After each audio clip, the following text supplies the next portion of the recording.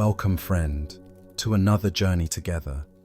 As the world outside grows quiet and the edges of your day begin to soften, allow yourself this time to simply be. You have carried the weight of many hours, filled with tasks, conversations, and the quiet hum of your own thoughts. Now there is nothing left to do, nowhere else you need to be. There is only the gentle rise and fall of your breath, and the comfort of this moment. You may have come here tonight with a mind that feels like a busy marketplace, filled with the noise of worries about tomorrow and echoes of yesterday. You may feel a restlessness in your body, a tension that makes it difficult to find true ease. This is a common human experience, a feeling of being adrift on a sea of thoughts, longing for the quiet shore of deep restorative sleep. Tonight, our journey is toward that shore. We will not fight the waves of the mind, nor will we try to force stillness. Instead, we will walk a gentler path, an ancient path, illuminated by the wisdom of Zen Buddhism. These are not rules or commandments, but simple, life-changing teachings that act like a gentle stream, washing over your mind and carrying away the residue of the day. You do not need to believe in anything or strive for anything. All that is asked is that you listen, that you allow these words and the spaces between them to be a cradle for your awareness. We will explore timeless stories and simple truths that have guided souls to peace for centuries. Together, let us uncover the profound rest that is already waiting within you, a peace that does not depend on a quiet world, but on a quiet mind. One of the greatest sources of our restlessness at night is the simple fact that we carry our entire day with us into our beds. We carry the conversations, the unfinished tasks, the small frustrations, and the lingering worries as if they were heavy stones in a bag slung over our shoulder. We believe, without even realizing it, that we must continue to carry them, to analyze them, to solve them, even as our body craves the release of sleep. But true rest cannot begin until we learn the gentle art of setting these burdens down. The mind, in its loyalty, continues to hold on to what it believes is important, but the wisdom of the heart knows when it is time to let go. There is an old Zen story that speaks to this very human habit. Two monks, one senior and one junior, were on a long pilgrimage. Their journey took them along muddy roads, through forests, and across rivers. One afternoon, they came to a river where the bridge had been washed away. A young woman, dressed in fine silks, stood by the riverbank, looking distressed.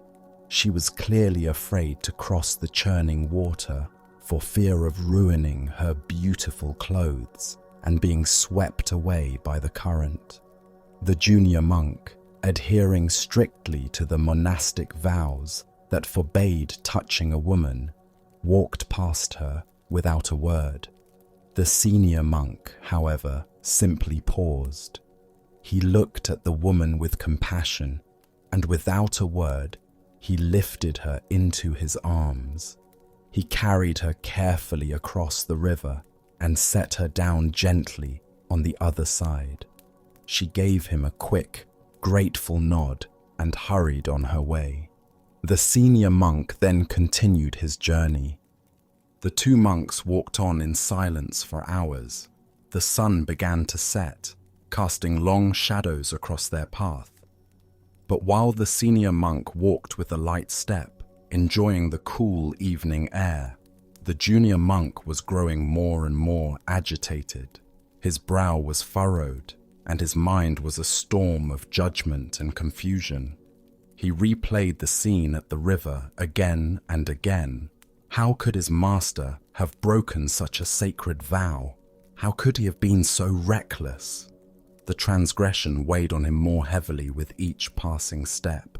Finally, unable to bear the turmoil any longer, he burst out, "Master, I do not understand. We are forbidden to go near women, let alone touch them. How could you have picked up that woman and carried her across the river?" The senior monk looked at his student, his eyes filled not with judgment, but with a gentle kindness. He smiled softly and said, "I set that woman down by the riverbank hours ago. Why are you still carrying her?" This simple story holds a profound key to our own peace of mind. How often do we carry people, situations, and worries with us long after the moment has passed? An unkind word from a colleague, a mistake we made in the afternoon, a difficult decision that looms in the future. These are the women by the river that our minds refuse to set down. We carry them into the evening, we carry them to our dinner table, and we carry them with us into the quiet of the night, wondering why we cannot find rest. The mind believes that by holding on, by replaying and analyzing, it is somehow protecting us or solving the problem. But in truth, it is only prolonging our suffering and robbing us of the peace that is available in the present moment. The teaching here is not one of indifference. It does not suggest that we should not care about others or be unconcerned with our lives. The senior monk acted with great compassion. He saw a need and he responded to it fully in the moment. But once the moment was over, he was also fully present for the next moment.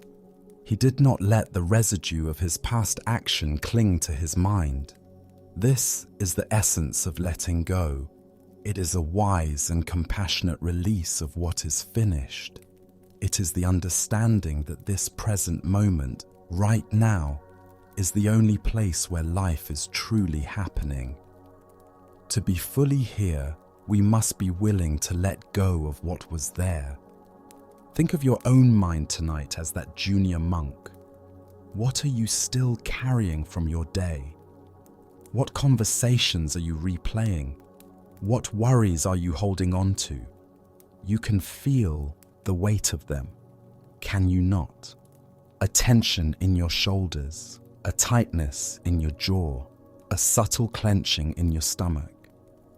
This is the physical evidence of a mind that has not yet set down its burdens. The beauty of this teaching is that the release does not require a great struggle. It simply requires recognition. The moment the junior monk heard his master's words, he had the opportunity to see his own mental habit and, in that seeing, to let it go. The release is not an action, but a cessation of an action. It is the simple, gentle stopping of carrying. As you settle more deeply into comfort, you can practice this art of letting go. It is not a task to be accomplished, but a gentle allowing, an invitation for your mind to find its natural state of rest. Begin by bringing your awareness to your breath, feeling the gentle rhythm of air entering and leaving your body. Each exhale is a natural opportunity for release. With each breath out, imagine you are gently setting down one of the burdens of your day. You do not need to name them or analyze them. Simply have the intention to release. Imagine a calm, slow-moving river flowing through a quiet forest. See the surface of the water, smooth as glass, reflecting the twilight sky. Now, bring to mind one thing from your day that feels heavy in your mind.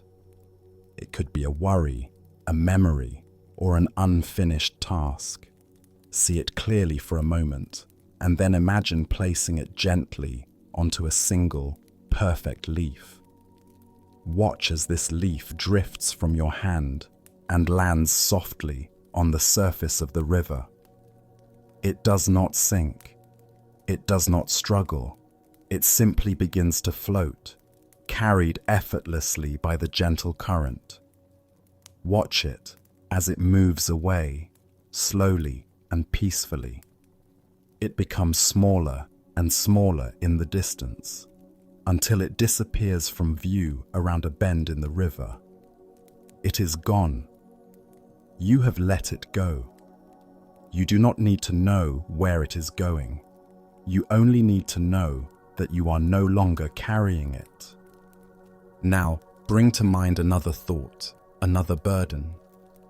Again, place it on a leaf and let it float away down the river of release. Do this as many times as you need. There is no rush. The river is patient. It can carry anything you give it. With each leaf that floats away, feel the corresponding release in your body. Feel your shoulders softening, dropping away from your ears. Feel the muscles in your face relaxing. Feel your hands unclenching. Your body knows how to let go. It is your mind that you are gently teaching. You are teaching it that it is safe to release its grip, that it is safe to be here, in this moment, without the weight of the past. The past is a memory, the future is a thought. Only this present moment is real, and in this moment, you are safe, you are supported, and you are free to rest. Let the river flow, and let your mind flow with it into the deep, quiet waters of sleep. Even as we learn to set down the burdens of the day, we can find ourselves facing another challenge to our rest. This is the inner chaos, the storm of thoughts that can arise when the world outside grows quiet. It is as if the mind, accustomed to constant activity, does not know how to be still. It races with plans for tomorrow, replays fears, and generates a relentless internal chatter that can feel like a storm inside your own head. Our instinct is often to fight this storm, to try to suppress the thoughts or force the mind into submission. But as anyone who has tried this knows, fighting with your own mind is a battle you can never win. The more you struggle against a thought, the more energy you give it, the stronger it becomes. The true path to peace lies not in defeating the storm, but in finding the unshakable stillness that exists within it. There is a story told in a small coastal village about a wise old boatman who was renowned for his ability to navigate the sea in any weather. A young, ambitious merchant, eager to learn his secrets, hired him for a journey across a wide bay. The morning was clear and calm, and the merchant's mind was filled with thoughts of the profits he would make at his destination. He was impatient, urging the old man to sail faster. The boatman simply smiled and kept a steady, unhurried pace. As they reached the middle of the bay, the sky suddenly darkened. The wind began to howl, and the calm water was whipped into a frenzy of towering waves. The merchant, who had never been in a real storm, was terrified. He gripped the sides of the small boat, his knuckles white, convinced they would be capsized at any moment. The waves crashed over the bow, drenching them in cold spray. The wind shrieked in his ears. It was complete chaos. He looked at the old boatman, expecting to see the same fear reflected in his eyes. But the old man was perfectly calm. His hand was steady on the tiller, his gaze fixed not on the terrifying individual waves, but on the horizon. He was not fighting the storm. He seemed to be dancing with it. He adjusted the sail slightly to work with the wind, not against it. He steered the boat to ride over the crest of a wave, then settled it gently into the trough. The merchant shouted over the wind, "What are you doing? We must fight this storm or we will perish." The old boatman looked at him, his face serene amidst the chaos. He called back, "You cannot fight the sea. You can only understand it. The storm is powerful, but it is not personal. The waves rise and fall, but beneath the surface, the ocean is deep and still. Our boat is our anchor. Pay attention to the boat, not the waves." Following the old man's instruction, the merchant forced his attention away from the terrifying, crashing waves and onto the boat beneath him. He felt the solid wood under his hands. He noticed the steady way it rose and fell, always returning to its balance. He focused on the mast, standing tall against the wind. He began to feel the rhythm of the storm, not as a chaotic assault, but as a powerful, predictable pattern. His fear did not vanish instantly, but its grip on him loosened. He began to breathe more deeply. By anchoring his attention on the steadiness of the boat, he found a place of calm right in the heart of the storm. They sailed on, and eventually, as all storms do, it passed. The sea grew calm again, and they reached their destination safely.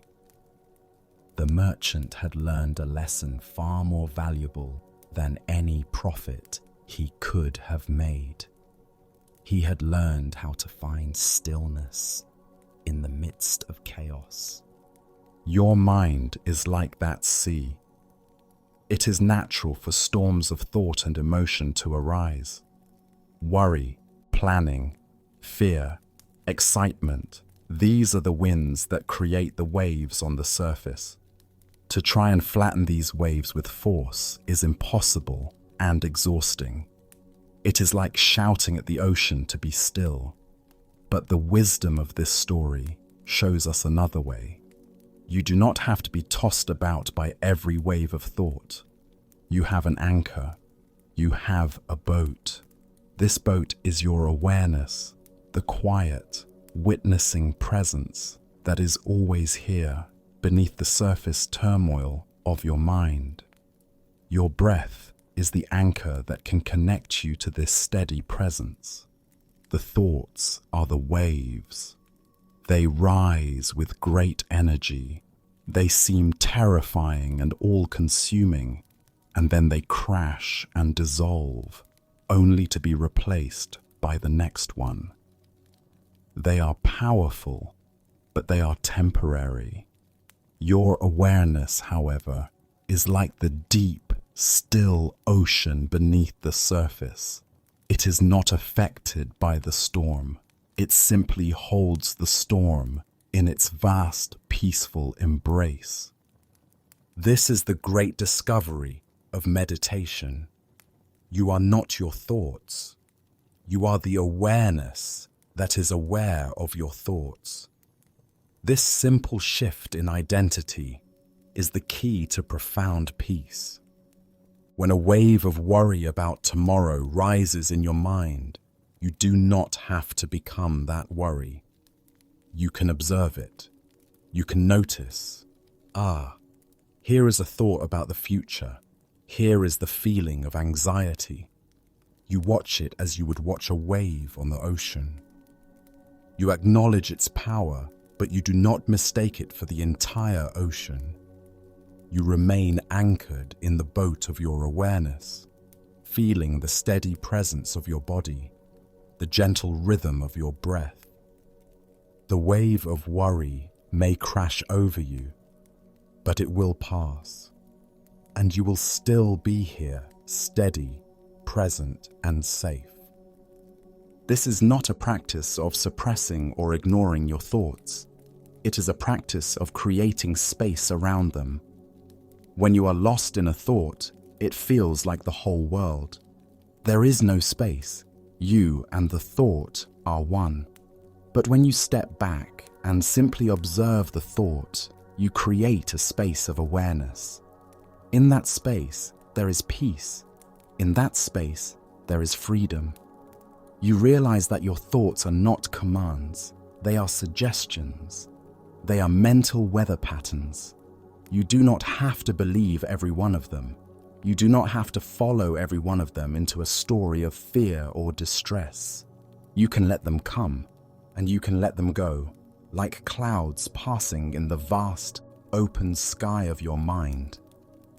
Tonight, as you lie here, you can practice being the boatman of your own mind. Notice the weather of your inner world. Perhaps it is calm. Perhaps there is a storm brewing. Whatever the conditions, your task is not to change them, but to find your anchor. Let that anchor be the feeling of your breath. Feel the air moving in through your nose, cool and fresh. Follow it as it fills your lungs. Feel the gentle expansion in your chest and belly. Then follow the exhale all the way out. Feel the warmth of the air as it leaves your body. Feel the gentle release, the letting go that happens with every single out-breath. This breath is always with you.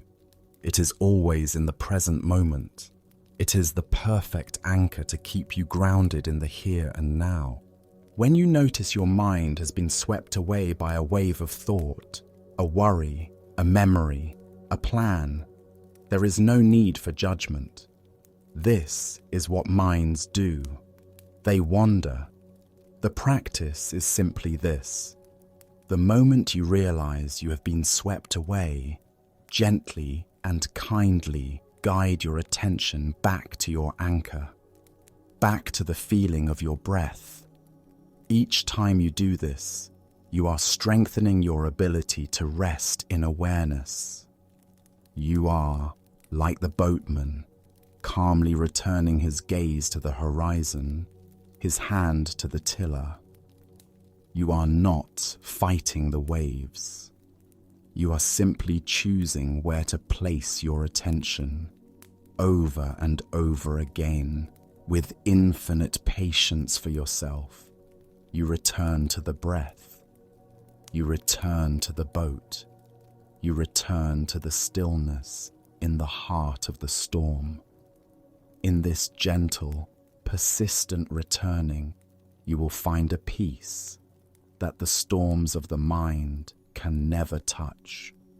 Rest in this unshakable presence, the calm, quiet center of your own being. This is your true home. As we learn to release the past and anchor ourselves in the present, we often encounter another subtle obstacle to deep rest. It is the mind's relentless drive to know, to plan, and to control the future. We lie in bed and our minds become a strategy room, mapping out the next day, solving potential problems, and rehearsing conversations. We feel a deep-seated pressure to have everything figured out, as if our security depended on our ability to predict and manage what is to come. This state of constant mental planning is a state of tension. It holds the body in a state of alert preparedness, the very opposite of the deep surrender required for sleep. Zen wisdom offers a powerful antidote to this habit. It is the wisdom of the empty cup, the profound freedom that comes from embracing the state of not knowing. There is a classic Zen story that beautifully illustrates this principle.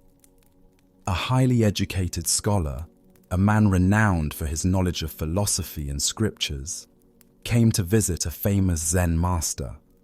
He wanted to learn about the nature of Zen, and he came prepared to debate, to question, and to display his own considerable learning.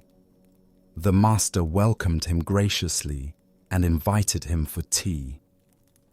As they sat together, the scholar began to talk. He spoke at length about his own ideas, his interpretations of sacred texts, and his complex philosophical questions about enlightenment. He was full of theories and concepts. The Zen master listened patiently, nodding quietly as he prepared the tea. When the tea was ready, the master took the scholar's cup and began to pour. He filled the cup to the brim, but he did not stop. He kept pouring, and the hot tea overflowed, spilling onto the saucer and then onto the table. The scholar watched, astonished, and then alarmed. Finally, he could not contain himself. "Stop," he cried. "The cup is already full. No more will go in." The master stopped pouring, looked at the scholar, and smiled. "Like this cup," he said. "You are full of your own opinions and speculations. You have come to ask about Zen, but your mind is already overflowing. How can I show you anything new when you have no space to receive it? First, you must empty your cup."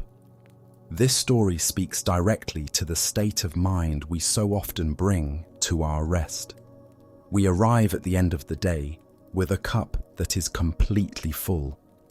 It is full of the day's successes and failures. It is full of plans for tomorrow. It is full of anxieties about what might go wrong and expectations about how things should be. This full cup is a mind that is closed, rigid, and tense. It has no space. It cannot receive the simple, profound gift of rest because it is too busy holding on to everything it thinks it knows. To empty your cup is to let go of the need to have all the answers. It is to release the illusion that you can control the future through constant mental effort. It is to arrive at this present moment with a sense of openness, curiosity, and trust. This is what Zen calls beginner's mind. A beginner's mind is empty. It is ready for anything. It is open to all possibilities, free from the constraints of past knowledge and future expectations. The wisdom here is not to become irresponsible or to stop planning altogether. Plans are necessary and useful in their proper time and place. But the quiet hours of the night are not that time. The night is a time for surrender. It is a time to acknowledge that after you have done all you can do for the day, the rest is out of your hands. The universe will continue to unfold without the help of your late night worrying. To empty your cup is to trust this unfolding. It is to have faith in the process of life itself and in your own innate ability to meet whatever arises tomorrow when tomorrow actually comes. This trust is a profound act of self-kindness. It is giving yourself permission to stop the endless work of mental management and simply be. When you empty your cup, you create a space, and into that space, peace can flow. Into that space, sleep can arrive, not as something you achieve, but as a grace that you receive. So how do we practice emptying our cup as we lie here, ready for sleep? It begins with noticing what is filling it. Gently bring your awareness to the stream of your thoughts. You might notice plans for a meeting tomorrow, worries about a family member, or a list of things you need to remember to do. Do not judge these thoughts or try to force them out. Simply see them for what they are. This is the content that is filling your cup. Recognize that these are just thoughts, not reality itself. The meeting tomorrow is not happening right now. The problem you are trying to solve does not exist in this present moment. You are here, in the safety and comfort of your bed. Now imagine that you can gently tip your cup. Visualize all of these thoughts, plans, and worries pouring out, not in a violent rush, but in a slow, steady stream. See them dissolving as they leave the cup, like steam rising into the air. Feel the growing lightness in your mind as it empties. Feel the space that is being created. You are not trying to create a blank mind. You are simply letting go of the need to hold on to all of its contents. You are releasing your grip. You might say to yourself, "For tonight, I let go of knowing. For tonight, I let go of planning. For tonight, I am willing to be empty." Another way to practice this is to rest your attention in the physical sensations of your body. Your body is always in the present moment. It is not worried about tomorrow's meeting. It is simply here, breathing. Feel the weight of your body on the mattress. This is a real present moment sensation. Feel the texture of the blankets against your skin. Feel the temperature of the air. These sensations are your connection to the reality of now. By resting your attention here, you're naturally emptying your mind of the abstract worlds of past and future. You are allowing your cup to be filled with the simple, peaceful reality of your present experience. When a new thought arises to fill the cup again, as it surely will, the practice is the same. Notice it without judgment. Acknowledge it, perhaps with a mental nod. Planning has returned. Then, gently, tip the cup again. Let the thought pour out and dissolve, and return your attention to the spacious emptiness, or to the simple sensations of your breath and body. This is a practice of gentle repetition, of patient release. Each time you let a thought go, you are affirming your trust in the present moment. You are choosing peace over control. You are choosing surrender over struggle. You are choosing to honor your deep need for rest. In the spaciousness of this empty mind, you will find a quietness that is profoundly healing. It is the fertile emptiness from which all true creativity, wisdom, and deep restorative sleep can arise. Rest now in this beautiful open space of not knowing. There is nothing you need to figure out. There is only the peace of being. It is a quiet act of courage to admit that you do not have to have everything under control. It is an act of profound wisdom to trust that the answers you need for tomorrow will arise tomorrow, not in the anxious stillness of tonight. Your mind is not a problem to be solved. It is a space to be held. And as you continue to gently empty your cup, you may discover something wonderful. The emptiness is not a void. It is not a lack. It is a presence. It is the presence of peace, the presence of pure potential. It is the quiet, fertile ground from which deep, effortless rest can finally grow. Trust this space. Trust this quiet. You have done enough for today. Allow yourself now to simply be received by the night. Pause for a moment. Soften the edges of your day. Let your body rest more deeply into this moment of stillness. Allow these teachings to settle, not as ideas to be remembered, but as seeds of peace planted in the quiet garden of your mind. Let them be.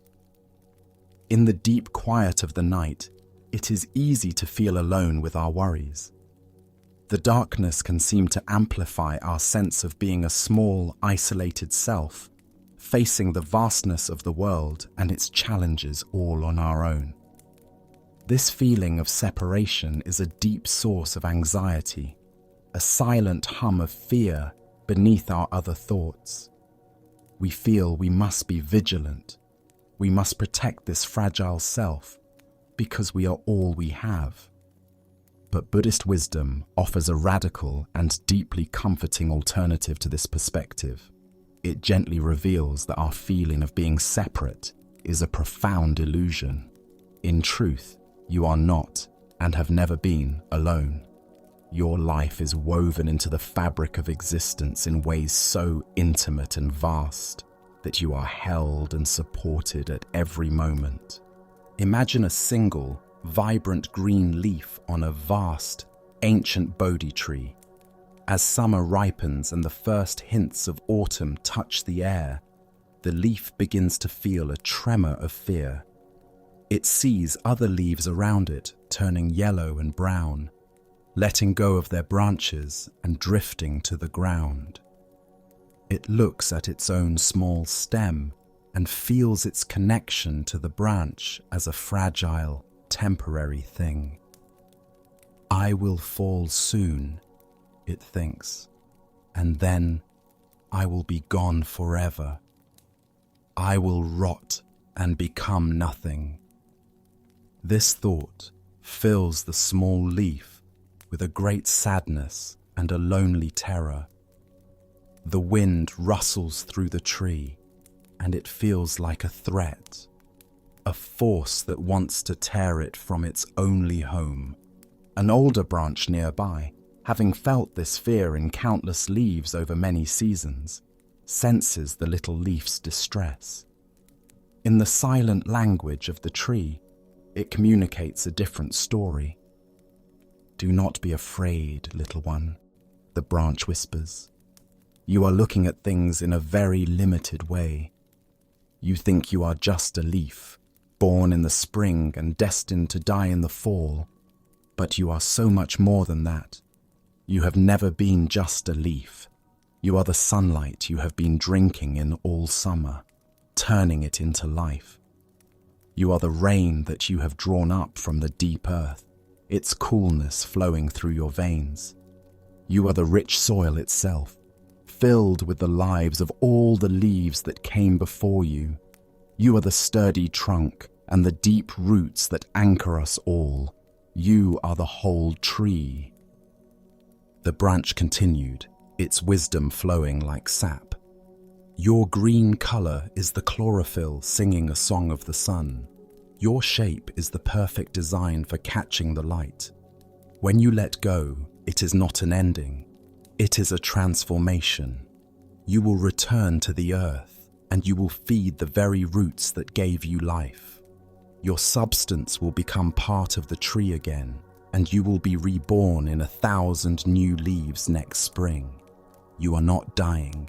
You are simply going home. You have never been separate from the whole. The little leaf listened, and as it truly heard these words, its fear dissolved. It felt the sun, the rain, the earth, and the entire tree within its own small form. It realized its connection was not just to the branch, but to everything. When the time came, it let go with a sense of peace, dancing on the autumn wind, not in terror, but in a final, graceful expression of its unity with all of life. This story is our story. We are that little leaf, so often convinced of our own separateness, so often terrified of the inevitable changes of life. We identify with our small, temporary form, our individual body and personality, and we forget that we are the whole tree. The teaching of interconnection, or what is sometimes called dependent origination, is the heart of this wisdom. It reveals that nothing exists on its own. Everything arises in relationship to everything else. You are not a solitary being who just happened to appear on Earth. Your existence is dependent on a web of conditions so vast and complex it is truly miraculous. Consider the very breath you are breathing right now. This air connects you to the entire atmosphere of the planet. It has been in the lungs of countless other beings. It has been stirred by the winds that cross oceans and has been produced by the trees and the phytoplankton that are the green lungs of our world. With every breath, you are in intimate communion with the entire biosphere. Consider the food that has nourished you. It is a gift from the sun, the rain, and the soil, brought to you through the work of countless people, from the farmer who planted the seed to the driver who transported it to the person who prepared it. Your physical body is literally made of the substance of the earth. You are not separate from nature. You are a perfect expression of it. This understanding is not just a beautiful philosophical idea. It is a powerful medicine for the loneliness and anxiety that can haunt us in the night. When you feel you are facing your challenges alone, remember the web of interconnection. You are supported by the ground beneath you, a planet that holds you in its gentle gravitational embrace.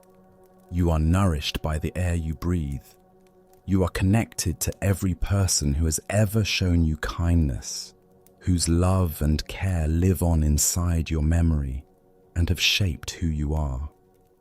You are even connected to those you find difficult, part of the same human family, each person struggling in their own way to find happiness. When you truly feel this connection in your heart, the burden of your personal struggles becomes lighter. You realize you are not a single, isolated wave, but a part of the entire ocean. The ocean can hold any wave, no matter how turbulent. As you rest here, allow yourself to feel this profound connection. This is not something you need to invent. You only need to recognize what is already true. Begin by feeling the points of contact between your body and the surface that supports you. Feel the unwavering solidity of the bed, the floor, the foundation of the building, and the great solid earth beneath it all. Let go into this support. The earth is holding you. It has been holding you every moment of your life. You do not have to hold yourself up. You can surrender your weight completely. Feel this deep sense of being held, safe and secure. Now, bring your attention back to your breath. With each inhale, know that you are breathing in the life of the world. You are taking in the gift of the trees and the oceans. With each exhale, you are giving back. You are participating in the great planetary rhythm of exchange. Feel this connection to all of life, a silent, intimate dance that continues moment by moment, breath by breath.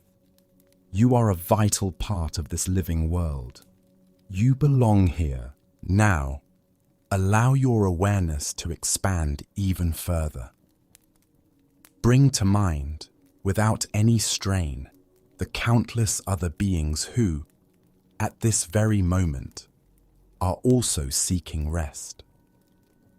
In your town, in your country, all around the world, people are lying down, letting go of their day, hoping for peace and sleep. Some are happy, some are sad. Some are in comfort, some are in pain. But all share the same fundamental wish for peace. Feel your connection to this vast community of fellow human beings. Your own longing for rest is not a personal, isolated struggle. It is a shared human experience. In this shared wish, you are deeply connected. You are not alone in your struggle. You are not alone in your desire for peace. Let this sense of shared humanity be a comfort to you. Let it dissolve the walls of isolation and wrap you in a sense of gentle kinship with all beings. You are a part of a great web of existence, held, supported, and connected in more ways than your mind can possibly comprehend. Rest in this knowing. Rest in this vast, loving embrace. You are home. As we peel back the layers of our experience from the burdens of the day to the feeling of separation, we come to an even deeper level of our identity. We encounter the complex self we have built over a lifetime. This is the self made of our roles, our history, our successes, and our failures. It is the self that says, I am a parent, I am a professional, I am an anxious person, I am not good enough. This constructed self is a heavy thing to carry. It requires constant effort, management, and defense. We work so hard to maintain it, to improve it, to protect its image. It is this effort that creates so much of our underlying tension and prevents us from experiencing the simple, effortless peace that is our true nature. Zen wisdom points us toward this deeper peace by inviting us to return to our original simplicity, to the state of what is sometimes called the uncarved block. Imagine a master carver who has been commissioned by an emperor to create a work of art that will capture the essence of life itself. The emperor provides him with the rarest, most precious block of sandalwood. The court gathers, expecting the carver to begin his work immediately, to display his elaborate plans and his sophisticated techniques. Instead, the carver does something strange. For days, he simply sits with the block of wood. He walks around it, he touches its surface, he smells its fragrance. He does not draw a single line or make a single cut. The emperor's advisors grow impatient. "What is this laziness?" they whisper. "Is he a fraud?" The carver ignores them. He is not being lazy. He is listening. He is trying to sense the spirit of the wood itself, to understand its grain, its strengths, its inner nature. He knows that he cannot force his own idea onto the wood without doing violence to it. A true masterpiece is not an imposition of the artist's will, but a collaboration, a revealing of the beauty that is already latently present within the material. After many weeks of this deep listening, he finally picks up his tools. But his work is not one of addition, it is one of subtraction. With each careful cut, he carves away what is not the sculpture. He removes the excess, the parts that obscure the form that is waiting within. He is not creating something from nothing. He is liberating the essence that was there all along. The final sculpture is breathtaking in its simple, natural beauty. It is magnificent not because of its complexity, but because it is a perfect expression of the wood's own soul. We are, in our original nature, like that block of sandalwood, already whole, complete, and possessed of our own innate beauty. But from a very young age, we begin a process of carving ourselves, or being carved by others, into a specific identity. Our parents, our teachers, and our culture hand us the tools. They teach us to add layers. You are a good boy. You are a shy girl. You are smart. You are not athletic. We internalize these labels and start to build an identity around them. As we grow older, we add more sophisticated layers. We identify with our job title, our income, our relationships, our political beliefs, our personal history of triumphs and traumas. We become this complex, carefully constructed sculpture, and we forget the simple, natural wood we started as. This constructed self is not necessarily a bad thing. It helps us navigate the social world, but it becomes a source of suffering when we mistake it for who we truly are. We become attached to our labels. We feel proud of the positive ones and ashamed of the negative ones. We live in constant fear that our sculpture will be judged, that it will crack, that it is not as good as someone else's sculpture. This is an exhausting way to live, and it is a state of deep tension that we carry with us even into the night. We lie in bed, and our mind is busy polishing our successes, worrying about our failures, and planning how to improve our sculpture tomorrow. But deep rest does not come to the sculpture. It comes to the wood. Peace is found not in adding another layer, but in remembering the simple, uncarved nature that lies beneath all the constructions. This original simplicity is your fundamental nature. It is the pure awareness that exists before you attach any label to it. It is the quiet presence that is here when you are not trying to be anyone in particular. This part of you is already perfect.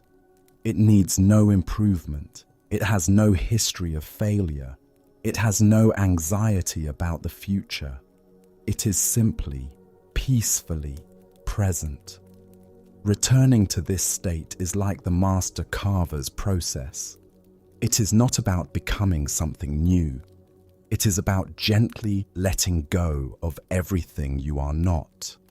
It is about setting aside the layers of identity that you have accumulated just for this period of rest and allowing your original, simple nature to be. As you lie here, you can begin this gentle practice of unlayering. It is an act of release, a temporary setting aside of the roles and identities you carry so diligently throughout the day. There is no need to reject them or get rid of them forever. You are simply placing them outside your bedroom door for the night. They will be there for you in the morning if you choose to pick them up again. Start with your most obvious public roles. You might say silently to yourself, "For tonight, I am not your job title." Visualize this label, this role with all its responsibilities and pressures, as a heavy cloak, and imagine yourself shrugging it off your shoulders. Feel the lightness as it falls away, then continue. For tonight, I am not your family role, such as parent, child, or sibling. Again, see this role, with all its joys and its worries, as another layer of clothing, and allow yourself to gently set it aside. Feel yourself becoming simpler, lighter. Now, go a little deeper. Set aside the labels of your personality. For tonight, I am not anxious or confident. I am not outgoing or shy. These are just descriptions of the sculpture, not the wood itself. Let them go. Set aside the heavy weight of your personal history. For tonight, I am not my past successes or my past failures. Let the stories you tell about yourself dissolve. They are not who you are in this present moment. Let go of the need to be a spiritual person or a good person. These are the most subtle and sticky layers of all. Just for tonight, let yourself be without any qualification. What remains when all these layers are set aside? What is left when you are not your job, not your role, not your personality, not your history? What is left is a simple, quiet presence, a feeling of just being. It might feel unfamiliar at first, this radical simplicity, but stay with it. This is the uncarved block. This is your original nature. It is spacious, peaceful, and free. It has no problems to solve. It has no one to impress. It simply is. This is the state in which the deepest healing and restoration can occur. Your body and mind know how to rest from this place of simplicity. Let go of the effort of being someone and just allow yourself to be. Rest in this simple, unadorned presence. This is your essence. This is your peace. Even as you touch this state of simple being, you might notice the mind's tendency to grasp. It grasps for pleasant feelings, wanting them to stay, and it pushes away difficult situations, fearing they will last forever. This habit of clinging and resisting is a fundamental source of anxiety. It is like trying to build a permanent house on the bank of a flowing river. You are in a constant state of struggle against the natural current of life. The antidote to this struggle is one of the most profound and liberating of all Buddhist teachings, the wisdom of impermanence. Understanding that everything is in a state of constant flow allows you to relax your grip and move with life rather than against it. There is a story of a young man who, through great effort, built a beautiful house on the bank of a wide, powerful river. He used the finest wood and the strongest stone, and his house was his greatest pride. He loved to sit on his porch and watch the river flow by, but his enjoyment was always tainted with fear. He saw the river as a threat. In the dry season, he worried it would shrink and leave his house stranded in a dusty plain. During the spring rains, he was filled with terror that the river would flood and wash his precious home away. His entire life became consumed with controlling the river. He built high levees of stone and sandbags. He dredged the riverbed. He was constantly vigilant, always working, never truly at peace in the beautiful house he had built. Further down the river lived an old woman. She did not have a house of stone. She lived on a simple raft, anchored loosely to the bank. Her raft was not strong or permanent, but it was perfectly suited to the river. When the water was low, her raft rested gently on the muddy bottom. When the river rose, her raft simply rose with it. She never fought the river. She understood its nature. She knew that its essence was change. Its power was in its constant movement. She spent her days fishing, mending her nets, and watching the changing light on the water's surface. She was deeply at peace, not because she had conquered the river, but because she had learned to live in harmony with its flow. The young man, in his stone house, was a prisoner of his fear. The old woman, on her simple raft, was free. This simple story of the river holds so much of what we have been exploring together. Our entire journey tonight, guided by the best Buddhist teachings for deep rest, has been about learning to live like the old woman on the raft. It is about learning to flow with the great river of life, rather than building stone walls against it. The art of letting go is how we unmoor ourselves from the past. Finding stillness in the storm is how we navigate the turbulent currents of the mind. Emptying our cup is how we create space to receive the river's gifts. And understanding our interconnection is the realization that we are not a single drop, but the entire body of water. All these teachings point to the same profound truth. Peace is found not in resistance, but in wise and graceful surrender to the way things are. The great illusion we live under is that our happiness depends on things staying the same. We find a moment of joy, a period of health, a loving relationship, and our immediate instinct is to build a wall around it, to protect it from the flow of time. Conversely, when we face a difficult situation, a painful emotion, or a period of illness, our mind tells us this is a permanent state, a solid reality that will never change.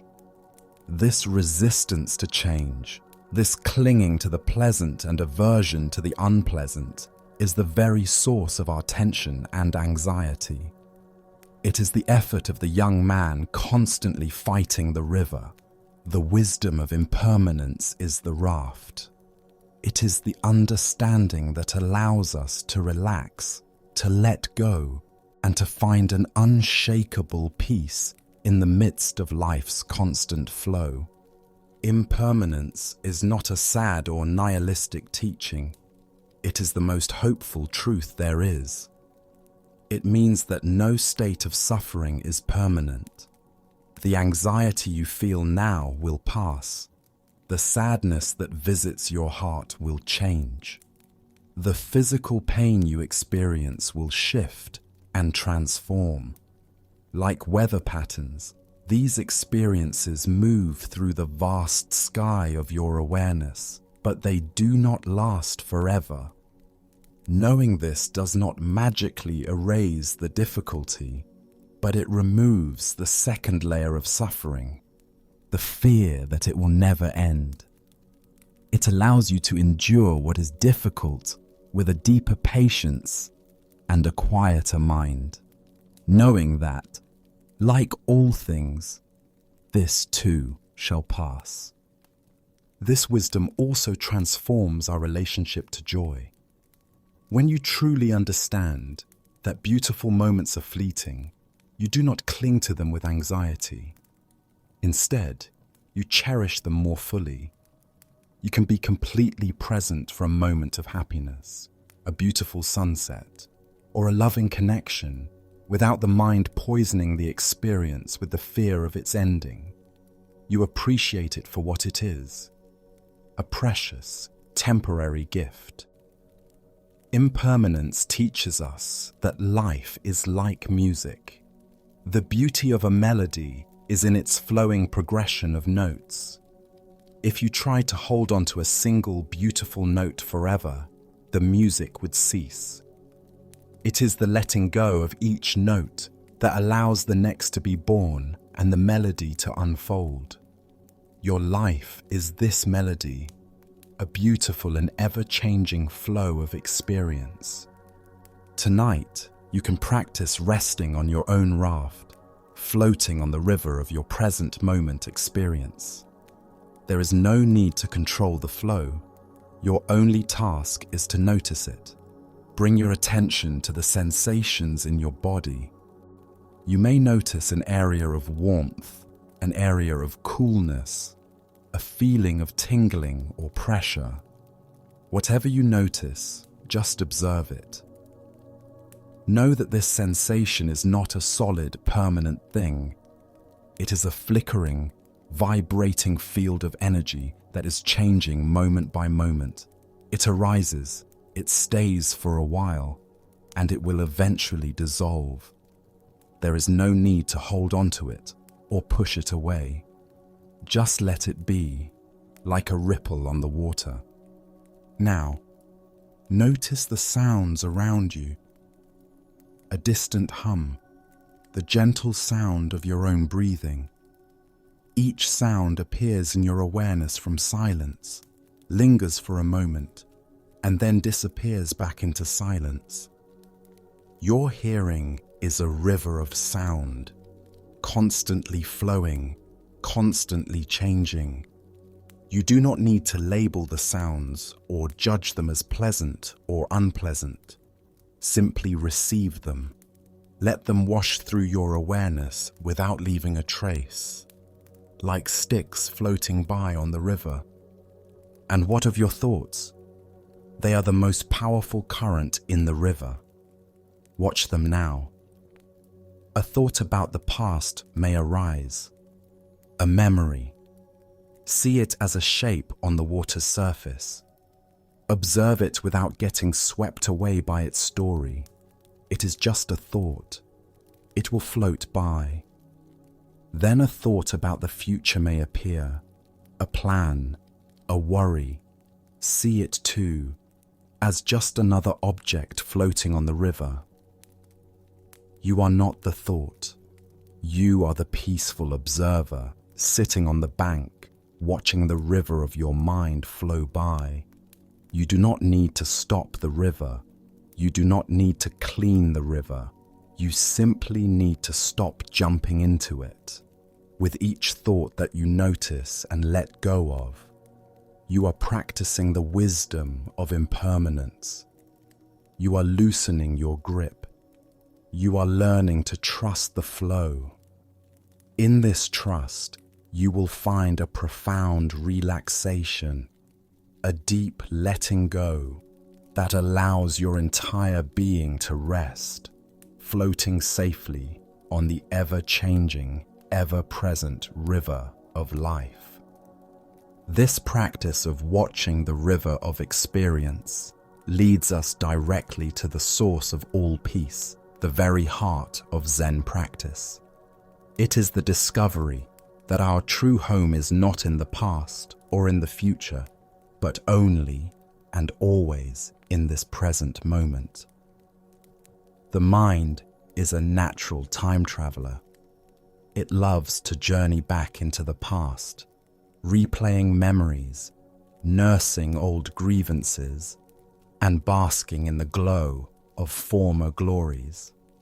It also loves to rocket into the future, rehearsing for challenges that may never happen and worrying about 1,000 possible outcomes. This constant mental travel is exhausting. It drains our energy and robs us of the only life we ever truly have, which is the life that is unfolding right now. True rest is impossible when the mind is living somewhere else. There is a tale of a man who spent his entire life in search of a mythical valley of eternal peace. As a young boy, he had heard a story from a wandering mystic about a hidden sanctuary where the sun always shone, the rivers ran with sweet water, and no one ever knew sorrow. The idea of this place took root in his soul, and he dedicated his life to finding it. He left his village and began to walk. He journeyed for years, which turned into decades. He crossed scorching deserts, his mind fixed only on the cool waters of the valley. He climbed treacherous, snow-capped mountains, his thoughts focused only on the warm sun of his destination. He never truly saw the stark beauty of the dunes or the majestic grandeur of the peaks. He met kind strangers who offered him food and shelter, but he was always impatient to move on, his mind already far down the road. His journey was not a journey, but a relentless pursuit of a future that never arrived. He grew old and frail, his body worn out from his endless travels. One evening, he found himself at the top of a high mountain pass. His strength failed him, and he collapsed in the snow, his quest unfulfilled. As he lay there, knowing his life was ending, he did something he had never done before. He stopped looking forward. He simply rested, and he looked back. For the first time, he truly saw the path he had traveled. He saw the incredible, shifting colors of the desert sunset he had rushed through. He saw the shimmering constellations in the night sky he had slept under without a glance. He remembered the faces of the kind people he had met, and he felt a pang of regret for not having truly been with them. He realized that in every step of his exhausting journey, a piece of the peaceful valley had been present, but he had been too focused on his destination to see it. The beauty, the kindness, the simple wonder of being alive, it had all been there. In that final moment of recognition, lying on the cold mountain, his heart filled with a profound peace. He had finally stopped searching.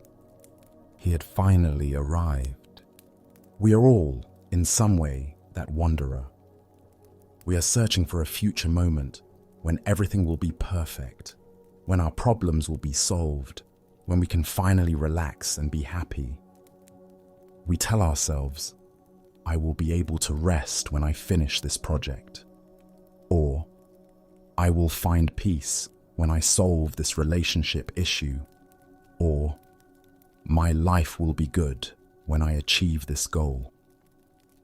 We are constantly living in a state of postponement, chasing a future that, even when it arrives, is quickly replaced by a new destination, a new set of conditions for our happiness. The profound and simple truth of Zen is that the peaceful valley is not a destination. It is here. It is now. This very moment, as it is the only home you will ever have. Peace is not found by changing your circumstances, but by changing your relationship to the present moment. It is found by coming home to the now. This may sound too simple. How can this moment, with all its imperfections, be the source of peace?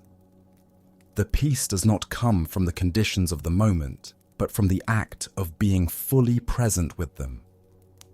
When you are fully present, your mind is not spinning stories about the past or creating anxious fantasies about the future.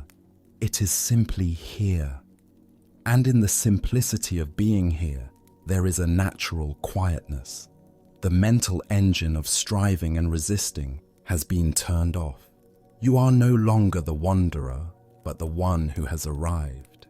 The practice is one of radical arrival. As you lie here, feel that this is your destination. You are not waiting for sleep to come. You are not trying to get to a more peaceful state. You have already arrived. Here, now, let go of the journey. Let go of the striving. You are home. To help yourself feel this, connect with your senses, which are the gateways to the present moment. Listen. What sounds are actually present in the room right now? Not the story about the sounds, just the raw sensation of hearing. Each sound is a part of this moment. By receiving it without judgment, you arrive more fully here. Feel. What are the physical sensations of your body right now? Feel the weight of your head on the pillow. Feel the air on your skin. Feel the gentle, pulsing aliveness within your hands. Do not try to change any of these sensations. Do not label them good or bad. Simply feel them. This is the landscape of your present moment. By inhabiting it with your awareness, you have arrived. And breathe. Your breath is the ultimate anchor to the now. It is never in the past. It is never in the future. It is always, only, now. Feel one full breath. Just one. Feel the inhale completely and the exhale completely. In the space of that one breath, you are fully present. You have come home. You might silently say to yourself with each breath, inhaling, I have arrived. Exhaling, I am home. Let these words guide you out of the imagined worlds of yesterday and tomorrow and into the simple, peaceful reality of your own presence. There is nowhere else to go. There is nothing else to achieve. You have found the valley. It is here. It is you. Rest in this profound homecoming. Gently pause. Feel the stillness that has grown.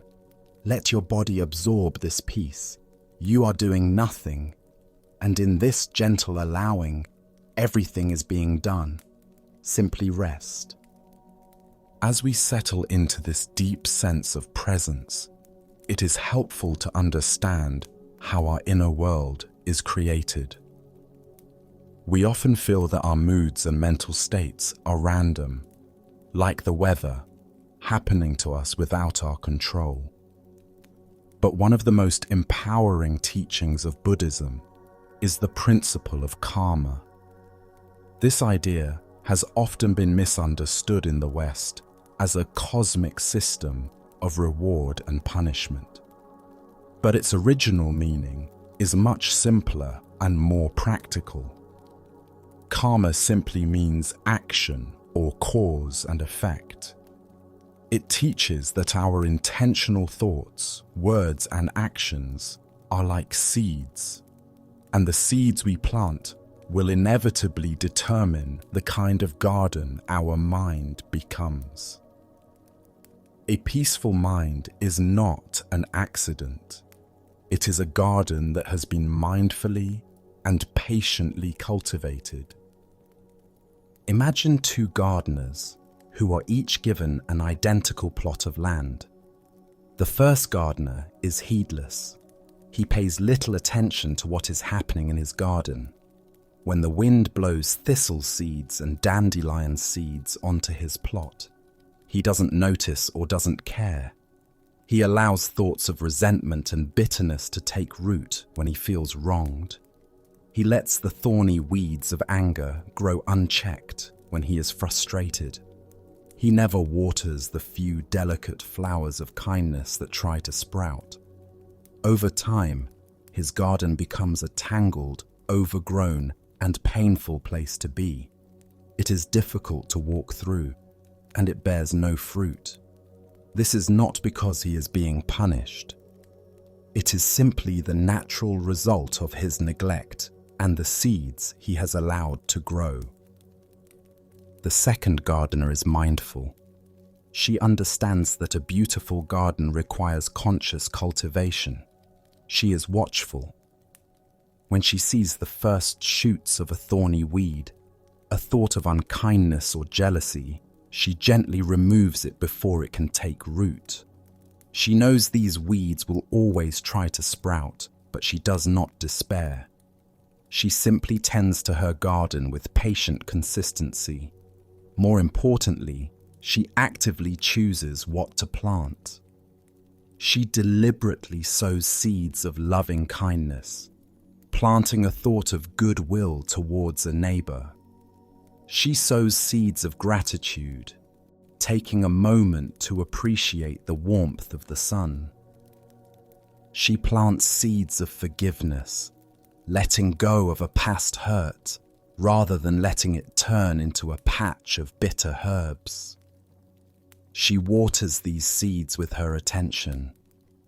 Over time, her garden becomes a sanctuary. It is filled with fragrant flowers of joy, shady trees of peace, and nourishing fruits of wisdom. This, too, is not a reward. It is the simple, natural consequence of her mindful actions. Our mind is this garden. Every moment presents us with a choice about what seeds we will plant.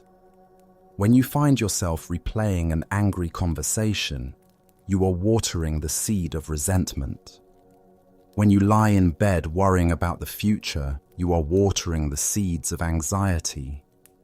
When you judge yourself harshly for a mistake, you are watering the seeds of inadequacy. Conversely, when you consciously bring to mind something you are grateful for, you are planting a seed of joy.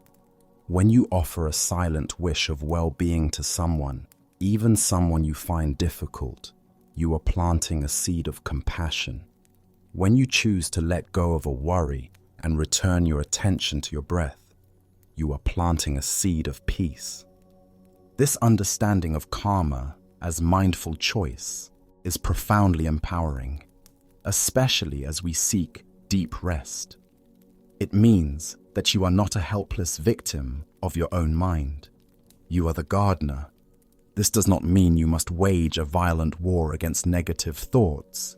A mindful gardener does not hate the weeds. They simply understand that they do not serve the garden's flourishing. The practice is not one of aggression, but of gentle, persistent redirection. When you notice a weed of worry sprouting, you do not need to curse it. You simply recognize it. Ah, there is worry, and then gently withdraw your attention from it and place it somewhere more nourishing, like the feeling of your breath or a thought of gratitude. You let the weed wither from a lack of the water of your attention. This is a practice of immense patience and self-compassion. For many years, you may have been unconsciously watering the weeds. Their roots may be deep. Do not expect the garden to transform overnight. The key is the gentle, consistent intention. Every time you choose to let go of a harsh judgment and instead offer yourself a moment of kindness, you are tending your garden. Every time you choose to release a fearful story about the future and rest in the present moment, you are tending your garden. You are actively creating the causes and conditions for a more peaceful mind tomorrow. The peace you will feel in the future is being planted right now, in the quiet, conscious choices you make in this very moment. As you settle into the final moments before sleep, you can practice this gentle cultivation. First, bring to mind one weed from your day. Perhaps a moment of frustration, a lingering worry, or a feeling of resentment. See it clearly in your mind, but without judgment. See it as a gardener sees a thistle, simply as a plant that is out of place. Acknowledge its presence, and now make a conscious, gentle choice not to water it any longer tonight. You can silently say to it, "I see you, but for tonight, I will not give you my energy." Imagine this weed, this thought pattern, beginning to wither, deprived of the focus of your awareness. Feel the little bit of space that opens up as you release it. Now, let us plant a seed of peace. Scan through your day and find one small, simple moment of goodness. It does not need to be monumental. Perhaps it was the warmth of the sun on your face, the taste of your morning coffee or tea, a moment of connection with a pet, a beautiful song you heard, or a kind word from a stranger. Find one small, genuine pearl of goodness. Bring that memory fully into your awareness. See it, feel it, taste it. Let the feeling of that moment, no matter how subtle, fill your heart space. This is a seed of gratitude, of joy. Now, water it with your attention. Rest in that gentle, warm feeling. Let it be the last impression your mind holds as you drift away. You are the gardener, and you have chosen to cultivate peace. Trust that the seeds you plant tonight will blossom into the tranquility you seek. Rest now in the quiet sanctuary of your own mindfully tended garden. As we journey even deeper together, we arrive at the very heart of Zen wisdom, a teaching so profound it can dissolve the root of all our anxieties. We have been working to let go of our burdens, our worries, and our roles. But what if we could let go of the very me who carries them? The self that we take to be so solid and real, the central character in our life story, is, from this deeper perspective, more like a flowing river than a fixed statue. Understanding this can bring a freedom and a depth of rest that is beyond imagination. There is a story of a legendary actor, a man so gifted that when he stepped onto the stage, the audience completely forgot they were watching a performance. When he played a king, he was majestic, powerful, and utterly believable. When he played a beggar, he was heartbreakingly destitute.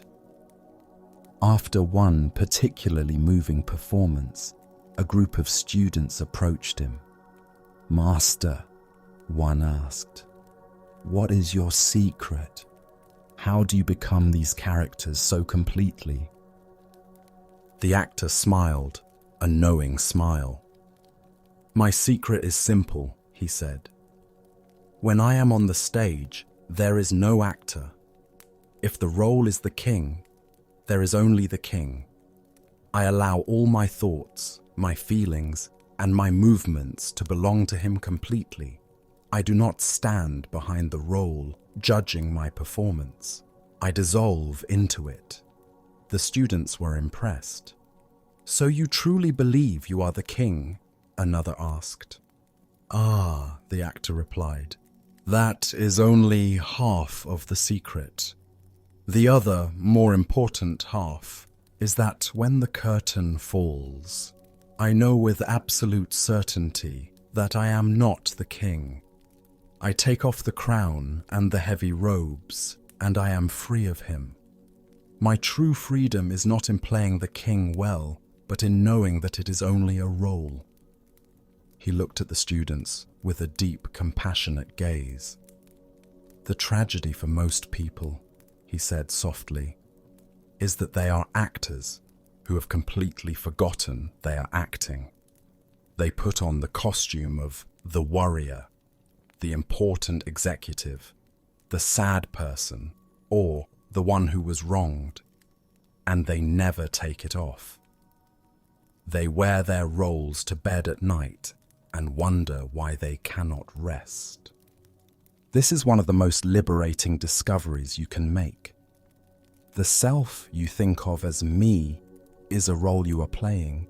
It is a brilliant, complex, and convincing performance, but it is a performance nonetheless. What you call yourself is a collection of constantly changing components. There is your body, which is different today than it was yesterday.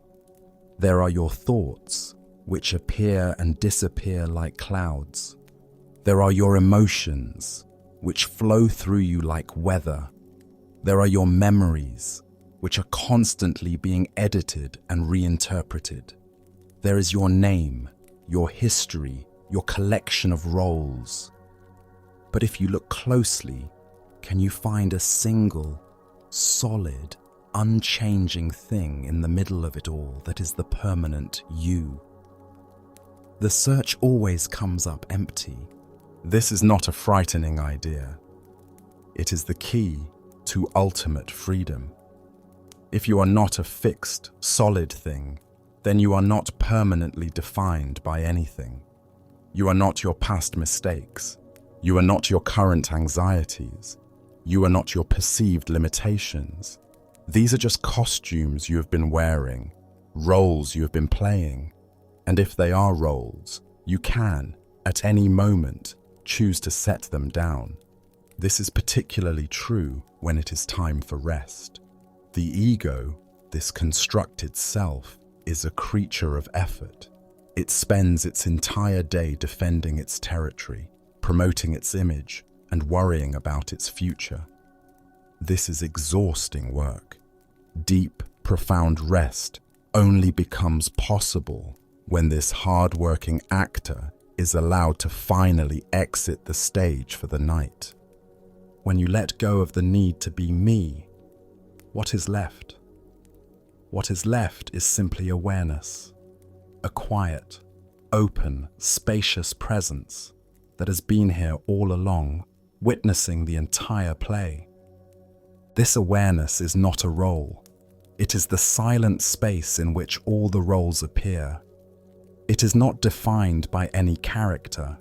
It is naturally peaceful, naturally free. To rest in this awareness is to take off all the costumes. It is the freedom of being, for a little while, wonderfully and peacefully, no one at all. As you prepare to fall asleep, you can practice this final and most profound letting go. You are not trying to destroy your ego or annihilate yourself. You are simply giving your hard-working self a well-deserved vacation. Let this be an invitation to dissolve. Begin by bringing your awareness to the idea of your name. It is a label that has followed you your whole life. Just for tonight, let it go. Imagine it written in sand on a beach, and watch as a gentle wave comes and washes it away. For these next hours, you do not need a name. Now, bring to mind your personal history, the long story of your life with all its chapters of joy and sorrow. It is a powerful story, but it is a story of the past. Just for tonight, close the book. Place it on a bedside table in your mind. You are not your story. You can be free of it while you rest. Consider the roles you play: the parent, the child, the professional, the friend. See them as the actor's costumes hanging in a closet. Just for tonight, you do not need to wear any of them. You are simply here as awareness. Finally, let go of the need to be a body. Feel the boundaries of your physical form begin to soften. Feel the space between the atoms. Imagine yourself as a drop of water that has been held in a particular shape all day, and now you are relaxing back into the vast, peaceful ocean of being. There is no separation. There is no individual drop to protect. There is only the gentle, boundless movement of the whole. Do not struggle with this. It is a gentle allowing, a soft surrender. You are letting go of the effort of being a separate self. In this dissolution, find the peace that surpasses all understanding. When there is no one left to worry, no one left to plan, no one left to protect, what remains? Only peace, only stillness, only the deep, silent rest of the universe itself. As our long journey through these life-changing Buddhist teachings draws to its gentle close, we return to where we began, to the simple, profound truth that the peace you seek is already within you. You have walked the path of the Four Noble Truths, seeing clearly the nature of our restlessness and the way to its end. We have explored the intricate web of existence, realizing you are never truly alone. We have discovered the freedom that comes from knowing your true self is as fluid and changing as a river. You have learned to be the gardener of your own mind, planting seeds of peace, and you have tasted the ultimate freedom of letting go of your role, even for a moment, to rest as pure awareness. Remember, dear friend, that this is not an ending. This wisdom is not meant to remain as mere words heard in the quiet of the night. It is a living truth, waiting to be embodied in your waking life. Each breath is an opportunity to come home to the present moment. Each challenge is a chance to practice letting go. Each interaction with another person is a chance to feel your interconnection. The journey to deep rest is the journey home to your own true nature. This profound dissolution of the self is not an escape from life, but a deep immersion into its very essence. When the separate, striving self relaxes its grip, what remains is not a void, but a vast and intelligent awareness, perfectly capable of navigating the world with wisdom and grace. This awareness is like a flawless mirror. It does not judge or cling to what it sees. It simply reflects perfectly and without effort. The suffering we experience is not caused by the reflections in the mirror, but by the stains of preference, judgment, and fear that we allow to accumulate upon its surface. The path to lasting peace lies in gently, patiently cleaning this mirror of the mind. There is an ancient legend of a kingdom whose greatest treasure was a mirror, passed down through generations of rulers. It was said that this mirror had a special power. It showed not what one wanted to see, but the simple, unadorned truth of whatever was before it. A new young king, who was wise but also proud, inherited this mirror. At first, he marveled at its clarity. It reflected the vibrant colors of his robes and the intricate details of his throne room with perfect fidelity. It showed him the loyal faces of his court and the beauty of his gardens. But one day, as he gazed into it, he noticed a new wrinkle forming beside his eye. The mirror showed it clearly. The king felt a pang of displeasure. The next day, he saw a crack appearing in the marble floor of his palace. The mirror reflected this imperfection without comment. A week later, he saw a reflection of his own face, clouded with sadness after a difficult day. The king grew to resent the mirror's honesty. He no longer wanted to see the truth.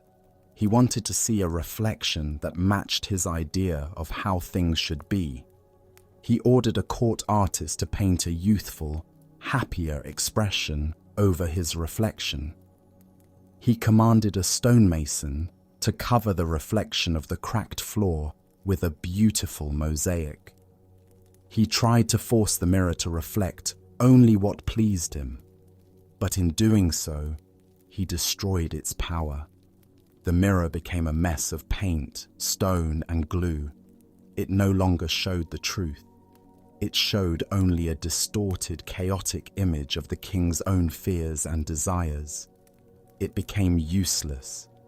It was only when the king, humbled and saddened by his loss, spent months painstakingly and gently cleaning away every stain he had applied, that the mirror's original, brilliant clarity was restored. He learned then that the mirror's power was not in showing him what he wanted, but in its capacity to reflect everything, the beautiful and the flawed, the joyful and the sad, with perfect, unwavering equanimity. Your own awareness is this mirror. In its natural state, it is pristine, clear, and spacious. It effortlessly reflects every sight, every sound, every thought, every feeling that passes before it. The problem is never the reflection. The problem is that, like the young king, we try to alter the mirror. When a pleasant feeling arises, a reflection of joy or comfort, we try to grab it. We want to hold on to it, to make it permanent. This act of grasping is like smearing honey on the mirror. It's sticky and it distorts every reflection that comes after it. When an unpleasant feeling arises, a reflection of sadness, anger, or fear, we try to push it away. We deny it, suppress it, or cover it with distractions. This act of aversion is like throwing mud at the mirror. It obscures our vision and leaves us feeling agitated and unclean.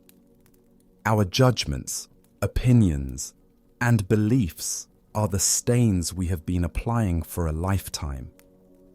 We don't just experience a neutral sensation in our body, we experience it through the stain of, I don't like this pain. We don't just hear another person's words, we hear them through the stain of, they are criticizing me. The practice of mindfulness, in its essence, is the gentle and continuous cleaning of this mirror. It is the practice of learning to witness the reflections of your experience without immediately smearing them with your preferences. It is the cultivation of a clear and steady mind that can see things as they truly are. As you rest here, you can practice with this mirror-like awareness. Imagine that your mind is a vast, open, perfectly clean mirror. It has no agenda. It has no preference.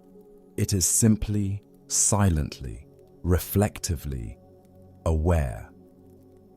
Now notice what reflections appear. You may notice the sensation of the blanket on your skin. The mirror of your mind simply reflects this sensation. It doesn't need to say, I like this, or it's too heavy. It just reflects. A sound may arise from somewhere in the room or outside. The mirror reflects the sound perfectly, just as it is, without adding a story to it. A thought may float through your mind, a memory from the day or a plan for tomorrow. See this thought as just another reflection. It is not you. It is not a command. It is simply a cloud of energy appearing in the mirror of awareness. Let it be reflected and let it pass. A feeling may arise, perhaps a subtle flicker of anxiety or a wave of peacefulness. This too is a reflection. The mirror of your mind is vast enough to reflect the most turbulent storm or the calmest blue sky without being changed by either. The mirror is not the storm. The mirror is not the blue sky. It is the unwavering clarity that allows them both to be seen. If a judgment arises, like, I'm not doing this right, or this is boring, see that judgment itself as just one more reflection in the mirror.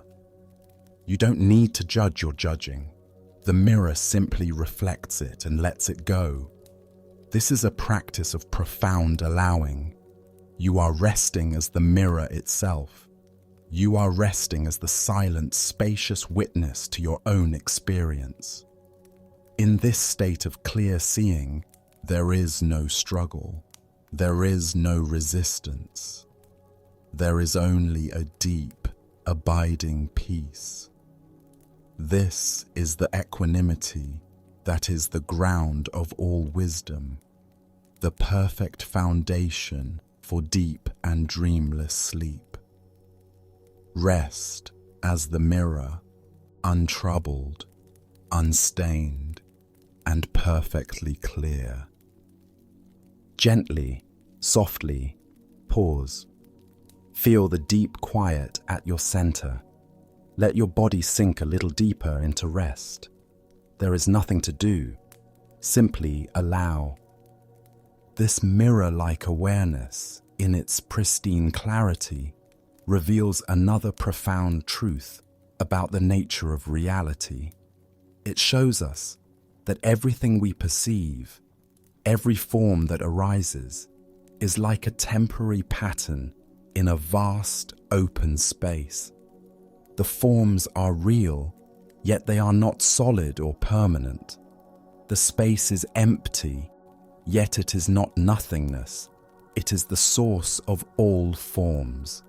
In Buddhism, this is known as the dance of emptiness and form. Understanding this dance dissolves our deepest anxieties about holding on and letting go, and allows us to find a quiet joy in the beautiful, flowing nature of life. Consider a master potter sitting at her wheel. Before her is a simple lump of wet clay. It is formless, full of potential, but in itself, it is nothing specific. This is emptiness. With skillful hands and a focused heart, she begins to shape the clay. It rises, expands, and takes on a shape. It becomes a beautiful vase. This is form. The students in her workshop admire the elegant curve of the vase, the smooth texture of its surface, the way it catches the light. They admire its form, but the master potter smiles and taps the side of the vase. You admire its form, she says, but its true purpose, its usefulness, comes from the emptiness inside. Without the empty space within, it could not hold water or flowers. The form and the emptiness work together. They are not two separate things. She then holds up the finished vase. This form is beautiful, but it is not permanent. It is a temporary arrangement of clay. For now, it will hold flowers, but one day it may fall and break. Its pieces will be swept up and, over time, will return to the earth, becoming simple clay again. They will return to the formless, to emptiness. And from that same clay, a new potter may one day create a new form, perhaps a bowl or a tile. Is the breaking of the vase a tragedy? She asks the students.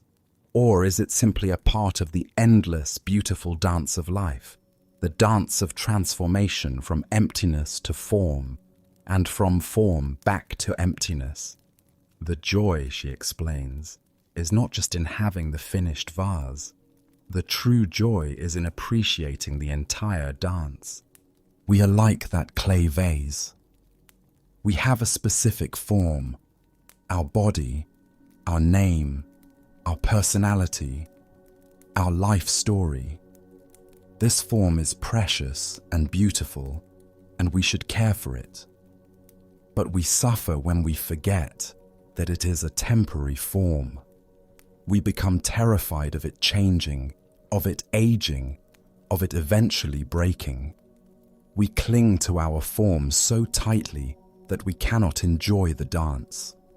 The wisdom of emptiness teaches us that our form arises from a vast, formless ground of being, a field of pure potential. And like the vase, the most essential part of us, our consciousness, our capacity to love and be aware, is like the emptiness inside. It is this formless, spacious nature that gives our life its meaning and depth. When you truly understand this, your relationship with life changes. You can fully inhabit and appreciate your current form, your life as it is right now, without the white-knuckled fear of it changing. You can find joy in the successes and the stability, But you can also find a deep peace in times of change and dissolution, knowing that it is all part of the natural creative dance. You are not a solid object in a world of other solid objects. You are a temporary, beautiful pattern in the flowing river of existence. Your form is precious, but your true nature is as open and boundless as the empty sky. As you lie here, resting on the edge of sleep, you can feel this dance of form and emptiness within your own being. First, bring your awareness to your form. Feel the clear boundaries of your body. Feel the weight, the density, the solidness of it. Feel the unique and specific collection of sensations that make up your physical presence in this moment. Appreciate this form. This body is a magnificent vessel that has carried you through your entire life. It is a temporary gift. Rest in the appreciation of your own beautiful, tangible form. Now, gently shift your awareness to the experience of emptiness.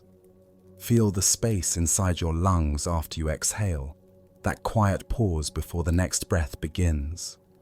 Listen for the silence that exists between sounds, the canvas upon which all sound is painted. Notice the stillness that is present between your thoughts, the gap in the clouds that reveals the clear sky.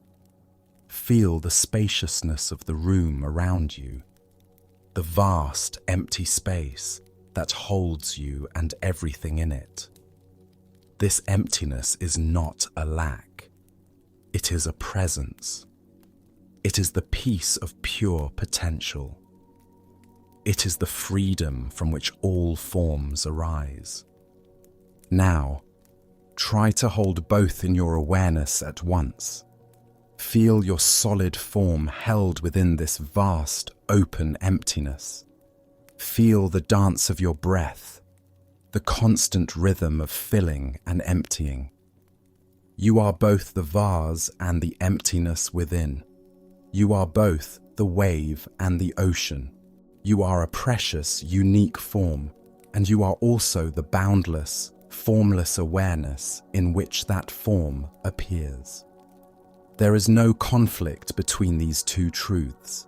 They are partners in a beautiful dance. By relaxing into this dance, you release the fundamental tension of existence. You are no longer clinging to form, nor are you afraid of emptiness. You are simply resting in the whole, holy, and complete reality of what you are. Let this peaceful dance carry you into the depths of restful sleep. As we journey into this deep acceptance of our true nature, a subtle and beautiful shift can occur. Our focus naturally begins to expand beyond our own peace and our own rest. A gentle compassion arises, a heartfelt wish that all beings might find this same freedom. This is the path of the Bodhisattva, an awakened heart that, out of profound love, dedicates its own journey to the welfare of all. While this may sound like a grand and lofty ideal, its essence is simple. It is the quiet turning of the heart from "may I be free from suffering" to "may the peace I find here contribute to the freedom of all." There is a timeless story that tells of Quan Yin, the embodiment of compassion. After ages of dedicated practice, she finally reached the shores of enlightenment. The gates to perfect, unending peace, nirvana, stood open before her. She was ready to enter, to leave the world of struggle and suffering behind forever. But as she took her final step, she paused. From the world she was leaving, she heard a sound. It was the collective cry of all beings, still caught in confusion, fear, and pain. It was the cry of a mother grieving a child, a man lost in anger, a lonely soul feeling forgotten. Her heart, now perfectly open and sensitive, was so moved by this sound that she could not bear to enter nirvana alone. She made a profound vow.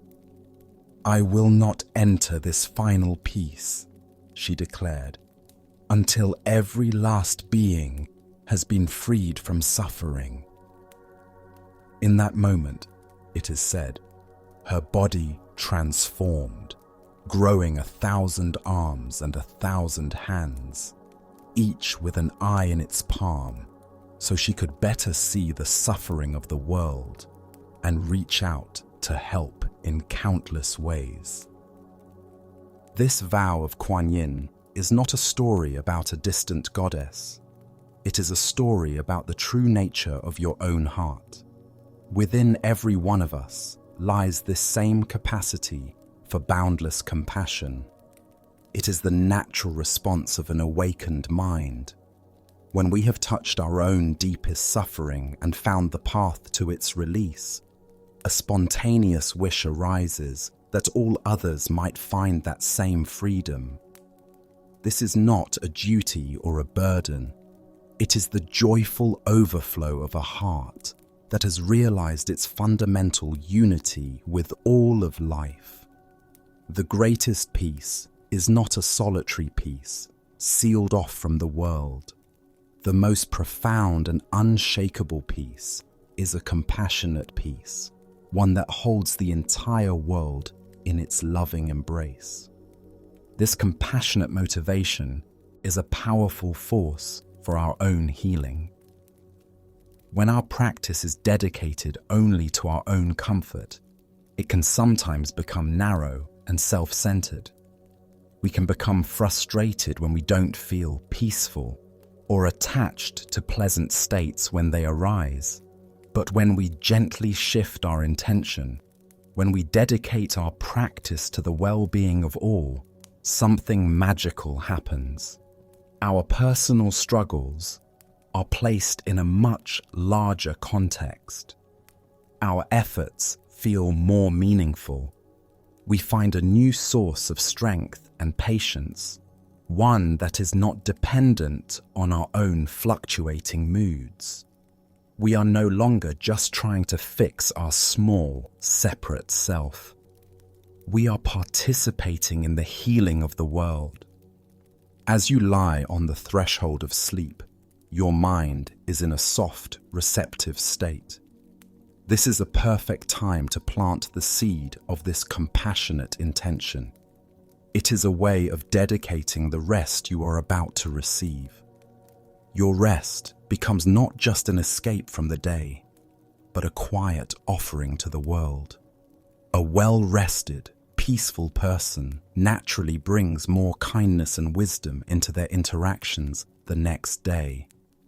In this way, your own healing is a direct gift to everyone you will meet. By finding peace yourself, you become a source of peace for others.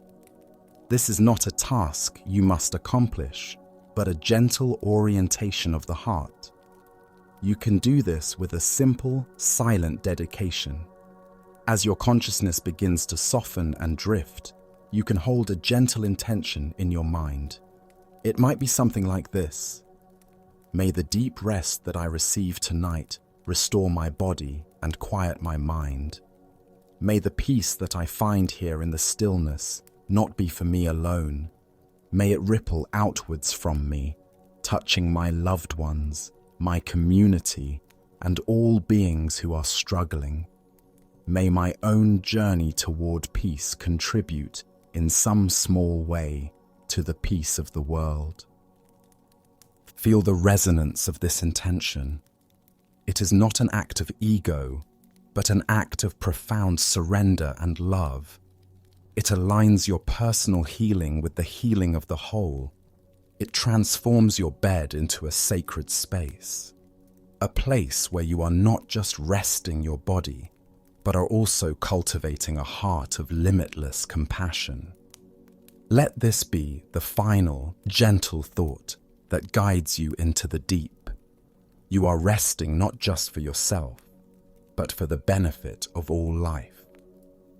In this vast and loving intention, find the deepest peace of all.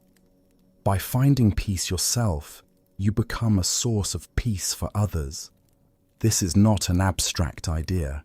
It is a simple, observable truth. Think of how it feels to be in the presence of someone who is genuinely calm and at ease. Their very being has a soothing effect. They do not need to say or do anything special. Their peace is a quiet gift that they offer to the space around them. Conversely, being around someone who is agitated and anxious can be draining, as we unconsciously pick up on their inner turmoil. In this way, the most profound, compassionate action we can take is to tend to the garden of our own mind. A peaceful mind is the greatest service we can offer to the world, for it is from this ground that all wise and kind actions naturally grow. This understanding removes the heavy burden of feeling like you must save the world. It reframes compassionate action not as a grand, heroic effort, but as the simple, moment-to-moment practice of cultivating your own inner stillness. When you respond to a difficult situation with patience instead of anger, you are not just helping yourself, you are offering a small pocket of peace to a tense world. When you listen to another person with your full, non-judgmental attention, you are giving them the profound gift of being truly seen. These are the 1,000 arms of compassion at work in ordinary life. It is not about becoming a mythical figure. It is about allowing the natural warmth of your own awakened heart to express itself in small, simple, and consistent ways. As you lie here on the gentle edge of sleep, you can align yourself with this profound and joyful motivation. This is not a task to be performed, but a soft orientation of the heart, a quiet dedication of the rest you are about to receive. It is a way of making your sleep itself an act of compassion. Bring your awareness gently back to your heart space. Feel the gentle rhythm of your own life force. And as you prepare to let go into the deep, hold a soft intention in your mind. You might silently whisper to yourself, "May this deep rest I am about to receive restore my body, quiet my mind, and heal my heart. And may the peace I find here not be for me alone. May this peace ripple outwards, bringing a small measure of calm to my family, my friends, my community, and to this sleeping world. May my own healing contribute, in its own quiet way, to the healing of all." There is no need to force this feeling. Simply stating the intention is enough. It is like setting the rudder of a boat before you set sail. You are aligning your journey into the vast ocean of sleep with the pole star of compassion. This simple act of dedication can bring a profound sense of meaning and purpose to your rest. It paradoxically allows for a deeper personal peace by connecting your well-being to the well-being of the whole. You are not just a separate self seeking comfort. You are a part of the world, and your peace is a gift to it. Rest in this expansive, loving intention. Let it be the gentle current that carries you into a deep and healing sleep. Gently, softly, pause. Feel the deep quiet at your center. Let your body sink a little deeper into rest. There is nothing to do. Simply allow. As we continue this journey inward, let us bring this gentle, compassionate awareness into the very fabric of our physical being. For so long, the mind has been our primary focus, but the body is not separate from this journey. It is not a vessel to be ignored or an inconvenience to be overcome. Your body is a profound source of wisdom, a sensitive instrument that is constantly communicating the truth of the present moment. The path to deep rest involves learning to listen to the body with the same kindness and attention. We are learning to give our thoughts. It is about finding the middle way within our own physical sensations. There is a story told in a village famous for its weaving about a young apprentice who was struggling to learn the craft from her grandmother, a master weaver. The girl was diligent, but her cloth was always flawed. Sometimes it was loose and uneven, and sometimes it was so tight that the threads would break under the strain. One evening, frustrated to the point of tears, she went to her grandmother. "I don't understand," she said. "I follow all the steps, but my work is never right. It is either too weak or it breaks." The grandmother stopped her own loom and beckoned the girl closer. She pointed to the warp threads stretched across the frame. "The secret of the cloth is not in your hands," she said softly. "It is in the tension. Listen." She plucked one of the threads. It made a dull, low sound. "This one is too loose. It has no life. The cloth it makes will have no strength." Then she plucked another thread, and it made a high, sharp, strained sound. "This one is too tight. It has no resilience. It will break under pressure." Finally, she plucked a thread in the center. It sang with a clear, resonant tone, vibrating with life, but not with strain. "This," the grandmother whispered, "is the middle way. This thread is alive and alert, yet it is also relaxed and at ease. It has found the perfect balance. You cannot force this balance with your mind. You must learn to feel it with your fingers. You must stop trying to control the threads and start listening to them. Their wisdom will guide your hands." Our body is this loom, and our nervous system is woven with these threads. So often, we live at the extremes of tension. We go through our days with threads pulled tight, wound up with stress, anxiety, and the relentless pressure to do more. Our muscles are braced, our breath is shallow, our bodies are in a constant state of low-grade alarm. When we finally lie down to rest, we are so tightly wound that we cannot let go. The threads are ready to snap. The other extreme is also common. We collapse into a state of lethargy and dullness, where the threads are too loose. We feel heavy, disconnected, and numb. Neither of these states is true rest. They are simply two different kinds of imbalance. The middle way of the body, the state in which true restoration occurs, is like that perfectly tuned thread. It is a state of relaxed alertness. It is a body that is deeply at ease, yet also vibrant and alive. This profound balance cannot be achieved by thinking about it. It cannot be forced by an act of will. It can only be found by doing what the grandmother advised, by listening.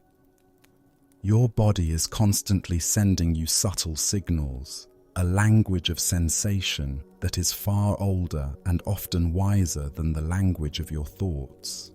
The practice is to turn down the volume of the thinking mind and turn up the volume of your capacity to feel. It is to bring a kind, curious, and non-judgmental awareness to your physical experience, just as it is. This is a practice of deep kindness. As you lie here, begin the simple act of listening to your body. Let go of any ideas you have about it, any judgments about its shape, its age, or its health. Let go of the desire for it to feel different than it does. Simply allow your awareness to become a gentle, receptive presence. Let your attention drift down, all the way down to your feet. Do not try to change anything you find. Just listen. What are the sensations here? Can you feel warmth or coolness? Can you feel a tingling, a pulsing, or a sense of numbness? Can you feel the contact with the fabric of the blankets? There are no right or wrong answers. The goal is simply to receive the information with gentle curiosity. You are listening to the wisdom of your feet. Slowly, let your awareness travel upwards into your ankles, your calves, and your shins. What sensations are present here? Is there a feeling of tension in the muscles from the day's walking? Is there a sense of deep stillness? Whatever is here, simply meet it with your kind attention. You are not trying to fix or relax anything. The simple act of listening, of bringing your gentle awareness to a part of your body, is itself a profound act of healing. The threads begin to find their own natural balance when they feel heard. Continue this journey of listening, moving your awareness up into your knees and your thighs. This is a large, powerful part of your body that carries you through your life. What is its song tonight? Is it one of tiredness, of strength, of restlessness? Be a compassionate witness to whatever sensations are present. Let your awareness be like a warm, soothing balm, bringing a sense of acceptance to this part of your body.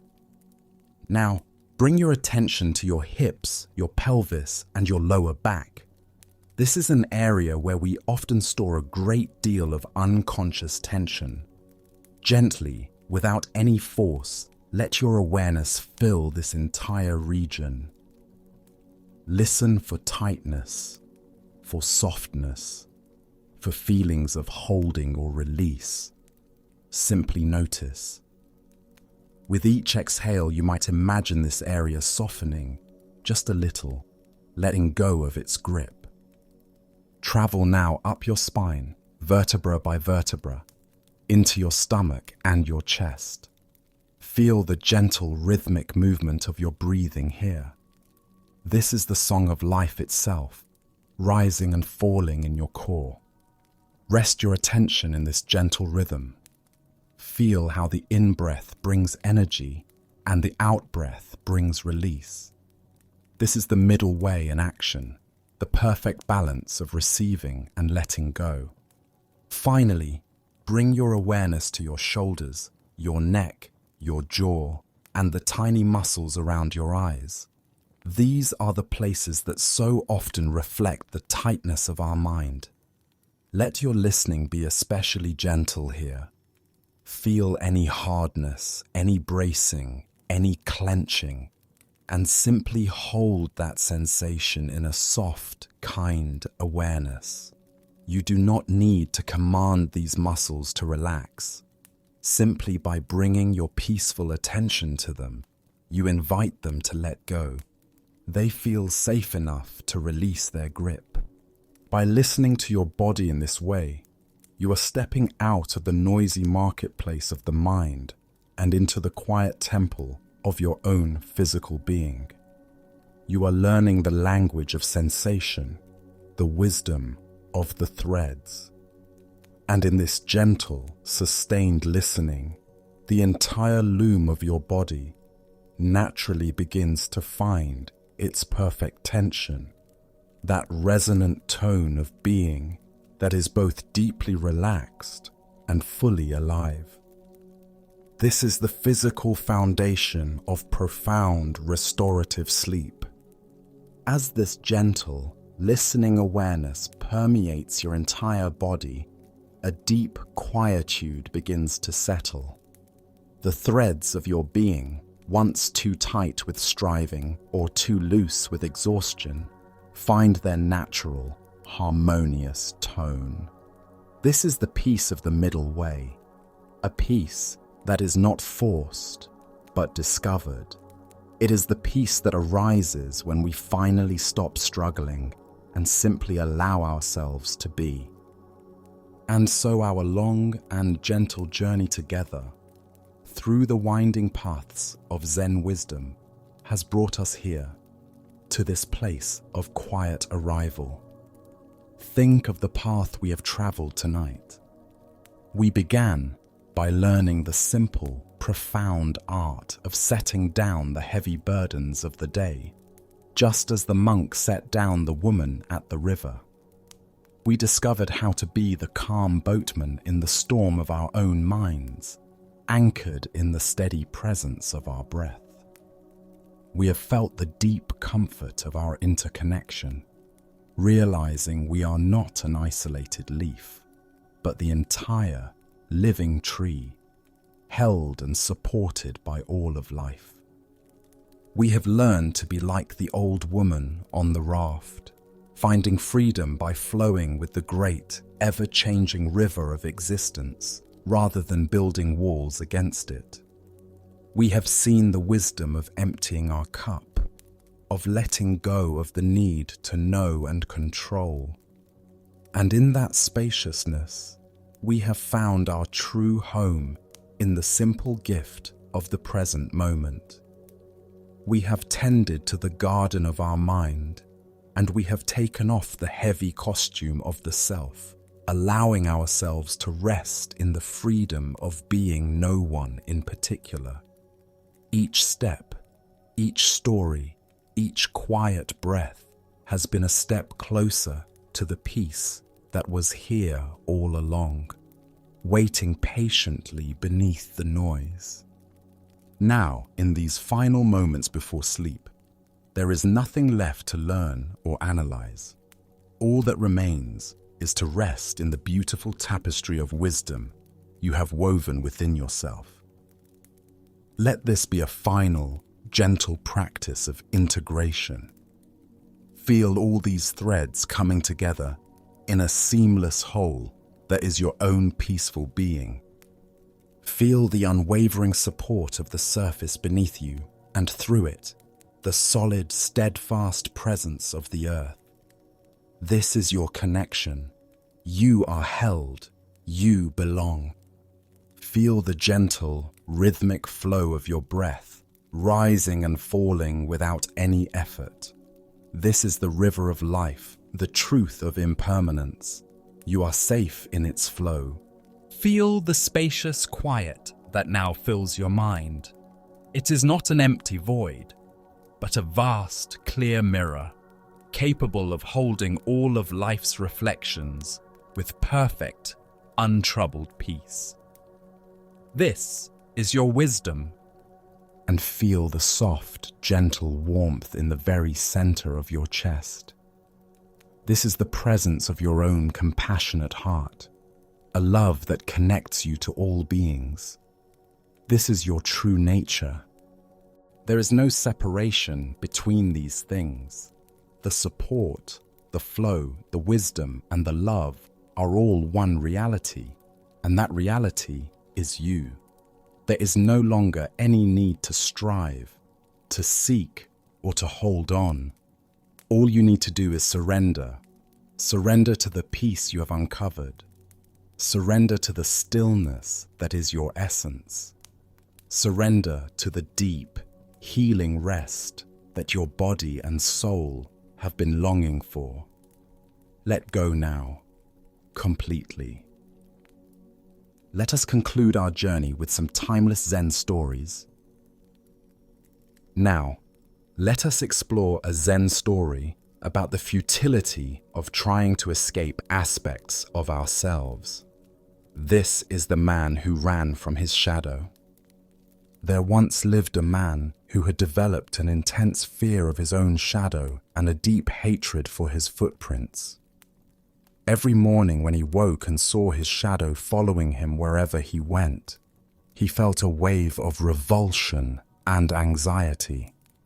The dark silhouette seemed to mock him, mimicking his every movement and gesture. When he walked across sandy ground or dusty paths, he would look back and see the trail of footprints he had left behind. And these too filled him with disgust and shame. "These things torment me," he thought to himself one day, as he watched his shadow dance on the wall. "My shadow follows me everywhere, reminding me of my presence in this world, and my footprints leave evidence of everywhere I've been. I must find a way to escape from them completely." So he devised what seemed like a logical plan. He would run away from his shadow and outpace his footprints. If he could just move fast enough, surely he could leave these troublesome companions behind. Early one morning, he began to run, determined to free himself from their persistent presence. But as he ran, something frustrating happened. Every time he put his foot down, another footprint appeared in the dirt behind him. His shadow had no trouble at all keeping up with him, moving effortlessly alongside him no matter how fast he moved. The faster he ran, the more footprints he created, and his shadow seemed to grow more animated with each stride. "I'm not running fast enough," he concluded, breathing hard but unwilling to give up. "If I can just increase my speed, I'll surely outdistance them." So he ran faster and faster, his heart pounding and his breath coming in gasps. Sweat poured down his face as he pushed his body to its limits, but still his shadow kept perfect pace with him, and still each step created another footprint in his wake. His frustration grew into desperation as he realized his plan wasn't working. Hour after hour, he continued this frantic chase, running faster and faster, never stopping for a moment's rest. His body began to ache, his lungs burned, and his legs trembled with exhaustion. But he was so fixated on escaping his shadow and footprints that he couldn't see the simple futility of his efforts. Finally, after running for what felt like an eternity, he collapsed from complete exhaustion and died there on the path, his shadow still beside him and his footprints trailing behind him all the way back to where his desperate journey had begun. What the man never understood was that the solution to his problem was remarkably simple. If he had merely stepped into the shade of a tree, his shadow would have vanished completely, and if he had simply sat down and remained still, there would have been no more footprints. As the Buddha observed, "You yourself, as much as anybody in the entire universe, deserve your love and affection." This ancient wisdom reveals a profound truth about our relationship to the aspects of ourselves we try to escape or eliminate. The deeper teaching here shows us how much energy we waste trying to run away from fundamental aspects of our existence, rather than learning to work skillfully with them. The shadow in this story represents all the parts of ourselves we find unacceptable: our anger, our sadness, our fears, our perceived flaws, or our past mistakes. The footprints represent the evidence of our impact on the world, the traces we leave behind that we sometimes wish we could erase. This pattern of running from ourselves manifests in countless ways throughout our lives. We might try to escape our tendency toward anxiety by staying constantly busy, only to create more stress and more anxiety. We might attempt to outrun our loneliness by filling every moment with social activity, never giving ourselves the stillness necessary to address the root of our isolation. Why do we believe we can solve internal problems through external action? The mind convinces us that if we can just change our circumstances, alter our environment, or modify our behavior sufficiently, we can escape the uncomfortable aspects of our psyche. But as the running man discovered, this approach often intensifies the very problems we're trying to solve. Think about the shadows you might be running from in your own life. Perhaps you're trying to escape feelings of inadequacy by working excessive hours, creating more exhaustion and less time for the self-care that might actually address your insecurity. Maybe you're attempting to avoid grief after a loss by staying constantly entertained, preventing yourself from processing the emotions that need to be felt for healing to occur. The footprints we try to escape might be past mistakes, relationships that ended badly, or choices we regret. We exhaust ourselves trying to outrun the consequences of our history rather than learning to make peace with our imperfect human journey. Zen Buddhism points toward a radically different approach. Instead of running from our shadows, we can learn to step into the shade. Instead of trying to eliminate our footprints, we can learn to walk more mindfully. The very things we're trying to escape often contain the seeds of our liberation when we stop fleeing and start facing them with compassion. Zen master Suzuki Roshi taught, "Each of you is perfect the way you are, and you can use a little improvement." This paradox captures the essence of working skillfully with our shadows. We can accept ourselves completely while still engaging in growth and healing, but from a place of self-compassion rather than self-rejection. The shade of the tree in the story represents the sanctuary we find when we stop running and start practicing self-acceptance. When we turn toward our difficult emotions with kindness rather than resistance, they often dissolve naturally, like shadows disappearing in the shade. When we cease the frantic activity designed to prove our worth or escape our discomfort, we create space for genuine rest and insight. The Buddha said, "The way is not in the sky, the way is in the heart." The path to freedom from our shadows leads through them, not around them. By bringing compassionate attention to the parts of ourselves we've been running from, we transform our relationship to them completely. Consider what might change if you stopped running from your particular shadows tomorrow. What if you approached your anxiety with curiosity rather than resistance? What if you met your sadness with compassion rather than distraction? What if you examined your mistakes with learning rather than shame? Tonight, as you prepare for rest, notice if there are any aspects of yourself you've been trying to outrun. Can you imagine stepping into the shade of self-acceptance, even briefly? What would it feel like to sit still long enough that no new footprints of regret or shame get created? As the Buddha taught, the trouble is you think you have time, but actually, the time to stop running and find peace with yourself is always right now. Our next story reveals the gap between intellectual understanding and embodied realization. This is nothing exists. Yamaoka Teshu was a young and intellectually gifted student of Zen who had spent considerable time studying Buddhist philosophy and developing what he believed was a sophisticated understanding of the deepest teachings. He was particularly drawn to the profound concepts of emptiness and non-duality that form the foundation of advanced Buddhist thought, and he felt confident that his grasp of these ideas demonstrated significant spiritual achievement. Having heard of the renowned Master Dokuan's reputation for wisdom and insight, Yamaoka decided to visit him to demonstrate his understanding and perhaps receive acknowledgement of his philosophical sophistication.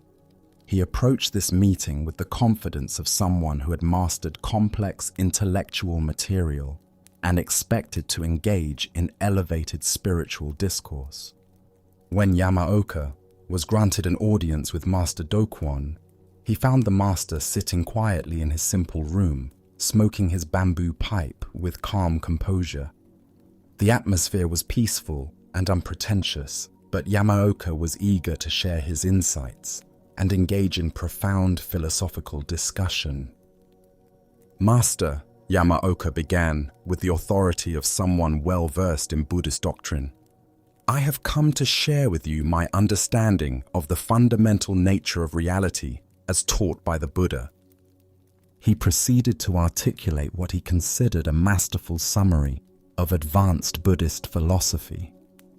The mind, Buddha, and sentient beings, after all, do not exist in any ultimate sense. Everything we perceive and experience is, when examined closely, empty of inherent existence. The true nature of all phenomena is emptiness itself. There is no solid, independent reality to be found anywhere. Yamaoka continued with growing confidence in his exposition. There is no realization to be achieved because there is no one to achieve it, and nothing to be realized. There is no delusion to be overcome because delusion itself is empty. There is no sage and no ordinary person because these distinctions are merely conceptual fabrications with no ultimate reality. Furthermore, he concluded with evident satisfaction in his philosophical precision, there is no one who gives teachings and nothing to be received, no teacher and no student, because all such dualities are illusions created by conceptual thinking that fails to recognize the fundamental emptiness of existence. Throughout this lengthy philosophical presentation, Master Dokuon continued smoking his pipe in silence, showing no particular reaction to Yamaoka's elaborate exposition of Buddhist metaphysics. His face remained calm and neutral, neither impressed nor dismissive of the young man's intellectual display. When Yamaoka finished his discourse and waited expectantly for some acknowledgement of his understanding, Master Dokuon made no verbal response. Instead, he continued smoking quietly for several more moments, as if considering what he had heard. Then, without any warning or explanation, Master Dokuon picked up his bamboo pipe and struck Yamaoka hard on the head with it. The blow was unexpected and quite painful. Yamaoka immediately jumped up from his seated position, his face flushed with anger and indignation. His philosophical composure vanished instantly, replaced by very human emotions of pain, surprise, and rage. "Why did you hit me?" he demanded, his voice filled with outrage. "What kind of teaching method is this? How dare you strike a visitor who came here respectfully to discuss the Dharma?" Master Dokuon looked at the angry young man with a slight smile playing at the corners of his mouth. "If nothing exists," he said calmly, "where did this anger come from?" Yamaoka stood there speechless, his entire philosophical framework suddenly revealed as inadequate to address his immediate experience. All his sophisticated understanding of emptiness and non-existence had dissolved the moment he encountered actual pain and genuine emotional reaction. His intellectual grasp of Buddhist concepts proved completely useless when faced with the direct reality of his own mind's responses. The Buddha taught, "Do not believe in anything simply because you have heard it. Do not believe in anything simply because it is spoken and rumored by many. But after observation and analysis, when you find that anything agrees with reason and is conducive to the good and benefit of one and all, then accept it and live up to it." This ancient wisdom illuminates the crucial difference between intellectual acceptance of spiritual teachings and authentic realization that transforms how we actually live. What emerges from this story is a teaching about the vast gap that can exist between conceptual understanding and embodied wisdom. Yamaoka could articulate sophisticated Buddhist philosophy with impressive precision, but his understanding remained purely intellectual rather than experiential. When challenged by immediate reality, his concepts offered no real guidance or stability. This tale unveils a pattern that appears frequently in spiritual development: the accumulation of spiritual knowledge that remains separate from actual transformation. We can study teachings about non-attachment while remaining deeply attached to our spiritual identity. We can understand theories about the illusory nature of the ego while defending our self-image with great intensity. We can master the vocabulary of enlightenment while remaining caught in the same emotional patterns we've always experienced. Master Dokuan's teaching method was both skillful and direct. Rather than engaging in abstract philosophical debate, he created an immediate situation that would reveal the difference between Yamaoka's concepts and his actual level of realization. The pipe striking his head wasn't an act of aggression, but a compassionate teaching device designed to show the young man where his understanding remained merely theoretical. Why do we sometimes mistake intellectual comprehension for genuine spiritual attainment? The thinking mind is seductive in its ability to create elaborate frameworks that give us a sense of understanding and progress. When we can explain complex spiritual concepts fluently, we naturally feel that we've achieved something significant. But as Yamaoka discovered, conceptual knowledge often proves inadequate when we encounter actual challenges to our equanimity. The anger that arose when Yamaoka was struck revealed the gap between his philosophical stance and his emotional reality. If he had truly realized the emptiness of existence he described so eloquently, physical pain and unexpected treatment wouldn't have triggered such an immediate and intense reaction.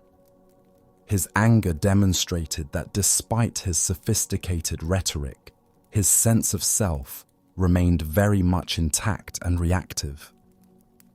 Consider how this teaching might apply to your own spiritual or personal development. Are there areas where your intellectual understanding exceeds your actual capacity to embody what you know? Perhaps you understand the principles of mindfulness while still becoming lost in anxious thoughts during stressful situations. Maybe you believe in the importance of compassion while finding yourself harshly critical of people whose behavior annoys you. This pattern appears beyond formal spiritual contexts in any domain where knowledge and practice diverge. We might understand the psychology of healthy relationships while still falling into dysfunctional communication patterns during conflict. We could know a great deal about nutrition and exercise while maintaining habits that don't support our well-being. The pipe in this story represents any experience that tests whether our understanding has moved beyond the conceptual level into genuine embodiment. These tests often arrive unexpectedly. A criticism that triggers defensiveness, a setback that reveals hidden attachments, or a conflict that exposes the gap between our spiritual ideals and our actual responses. Zen Buddhism emphasizes direct experience over intellectual knowledge precisely because concepts alone cannot transform consciousness. We can study meditation techniques extensively, but sitting quietly with a restless mind for 20 minutes often teaches us more about the nature of awareness than reading countless books about mindfulness theory. Master Dokuan's question, "Where did this anger come from?" pointed directly to the contradiction between Yamaoka's philosophical position and his immediate experience. If nothing truly exists, including the self that could be offended, then anger should have no basis for arising. The fact that anger did arise so quickly and intensely revealed that Yamaoka's realization of emptiness remained conceptual rather than experiential. The Buddha said, "However many holy words you read, however many you speak, what good will they do you if you do not act upon them?" Yamaoka had absorbed many holy words about emptiness and non-existence, but his reaction to the pipe demonstrated that these words hadn't yet transformed his actual relationship to experience. What's remarkable about this teaching encounter is how quickly it revealed the truth of Yamaoka's situation.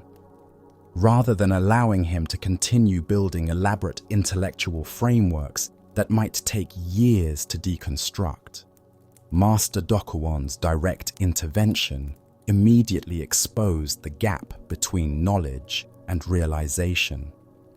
Tonight, as you reflect on your own spiritual and personal development, can you identify areas where your intellectual understanding might exceed your actual capacity to embody what you know? When tomorrow brings unexpected challenges, the metaphorical pipes that test our equanimity, will you respond from genuine realization or react from conditioned patterns? As the Buddha taught, the mind is everything. What you think, you become. Perhaps the deepest thinking is learning to think less and embody more, discovering that true wisdom reveals itself not in what we can explain about emptiness, but in how empty we can remain when pipes strike our heads. As we continue on our journey, we encounter a teaching about the playful nature of wisdom and how authentic spiritual confidence reveals itself through humor rather than solemnity. This is one ghost scaring another. On a moonlit evening when shadows dance between the pine trees near Master Sengai's temple, a mischievous samurai was making his way home through the grove. As he walked along the familiar path, he noticed a figure seated in perfect stillness on a large rock beneath one of the ancient pines.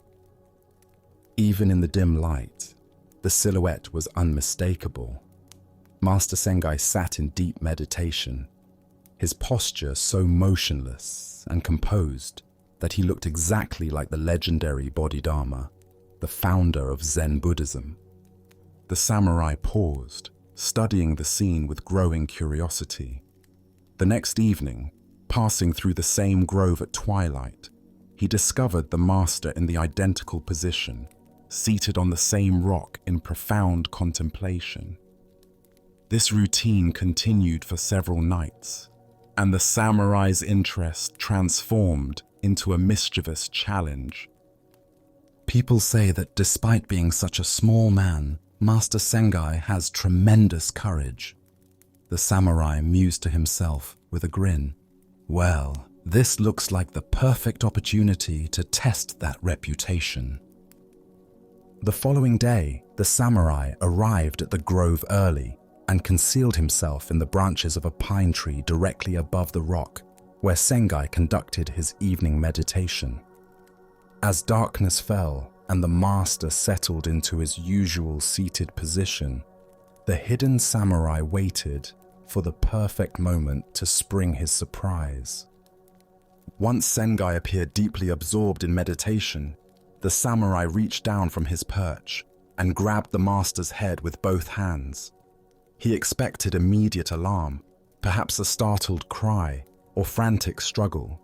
Instead, Master Sengai continued meditating with the same unperturbed stillness, as motionless as a stone Buddha, showing no reaction whatsoever to this unexpected intrusion. Surprised by this lack of response, the samurai tried escalating his prank. "I'm going to get you," he bellowed in his most threatening voice, expecting this dramatic announcement to shatter the master's composure. But this tactic proved equally ineffective. Sengai remained in perfect equanimity, neither flinching nor acknowledging the disturbance, maintaining his meditative posture with unchanged tranquility. Finally feeling ashamed of his childish behavior, and impressed by the master's unshakable peace, the samurai quietly climbed down from the tree and slipped away into the night, his prank having backfired completely. The following morning, curious about the master's experience and perhaps wanting to confess his misbehavior, the samurai went to visit Sengai at the temple. The instant he stepped through the entrance, before he could speak a single word, the master shouted from behind a half-open paper screen, "Aha! The ghost!" The samurai jumped backward in shock, instinctively reaching for his sword. "What?" he exclaimed, his warrior reflexes activated by the unexpected confrontation. Master Sengai nearly collapsed with laughter at the samurai's startled reaction. "It's bad business," the master remarked through his mirth, "when one ghost is scaring another." The Buddha once said, "A disciplined mind brings happiness." The deeper teaching here shows us how true equanimity expresses itself, not through rigid seriousness, but through the kind of inner freedom that allows for spontaneous humor and playful wisdom. This ancient wisdom illuminates the difference between authentic spiritual confidence and the heavy, solemn persona many people adopt when they think they're being spiritual. Master Sengai's complete calmness during the samurai's prank wasn't the result of suppressing his natural responses. It emerged from such deep inner stillness that external disturbances simply couldn't penetrate his awareness. But notice what happened the next day. The master didn't maintain a consistently serious demeanor or pretend the incident never occurred. Instead, he responded with perfect timing and delightful humor, turning the tables on his would-be prankster in a way that revealed the playful nature of true wisdom. Why do we so often assume that spiritual development requires us to become humorless or overly serious? This misconception stems from confusing genuine equanimity with emotional suppression. Real inner peace doesn't eliminate our capacity for joy, surprise, or playfulness. It provides a stable foundation from which these qualities can express themselves more authentically. The samurai's attempt to frighten the master backfired because it was based on a fundamental misunderstanding of what creates fear. He assumed that surprise attacks and threatening declarations would disturb someone's peace. But Master Sengai's tranquility wasn't dependent on external circumstances remaining predictable or comfortable. This teaching reveals something important about the nature of spiritual tests and challenges. We often imagine that our practice should make us invulnerable to surprise or difficulty, but true practice makes us responsive rather than reactive. The master wasn't unmoved by the samurai's prank. He was unmoved by the fear and reactivity that the samurai expected it to provoke. We can observe similar dynamics in our own responses to unexpected challenges. When someone tries to provoke us, do we react with the emotional charge they're seeking?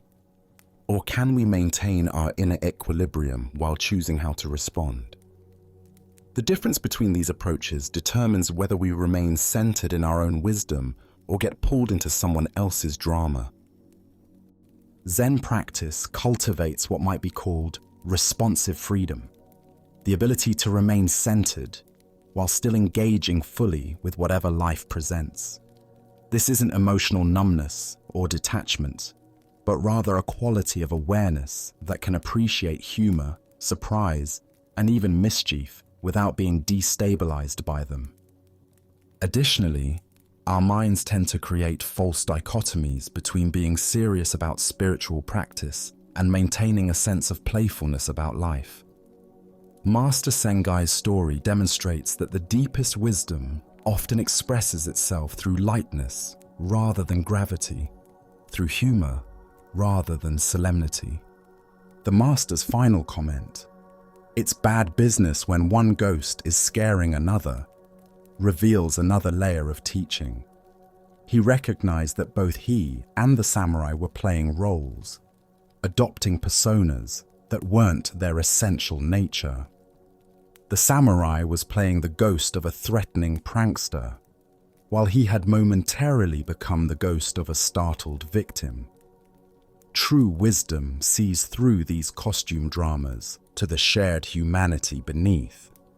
This story also points us toward understanding the power of timing in all our interactions. The master's perfectly timed "aha," the ghost, wasn't planned or calculated. It emerged spontaneously from his integrated awareness of the entire situation. When we're truly present, we often find that the most appropriate responses arise naturally without forcing or strategizing. Tonight, as you consider your own relationship with surprise, challenge, and playfulness, can you notice areas where you might be taking yourself too seriously? What would it mean to maintain your inner equanimity while still allowing space for humor and spontaneous joy? As the Buddha taught, thousands of candles can be lit from a single candle, and the life of the candle will not be shortened. Happiness never decreases by being shared. In cultivating both deep peace and playful wisdom, we discover that spiritual development enhances rather than diminishes our capacity for genuine human connection and joy. Let us now turn to a tale about the wisdom that can be found in unexpected moments of supposed transgression. This is the Fishbones. In the serene grounds of a mountain monastery, where the morning mist clung to ancient pine trees and the sound of temple bells marked the rhythm of contemplative life, a day laborer was going about his routine maintenance work.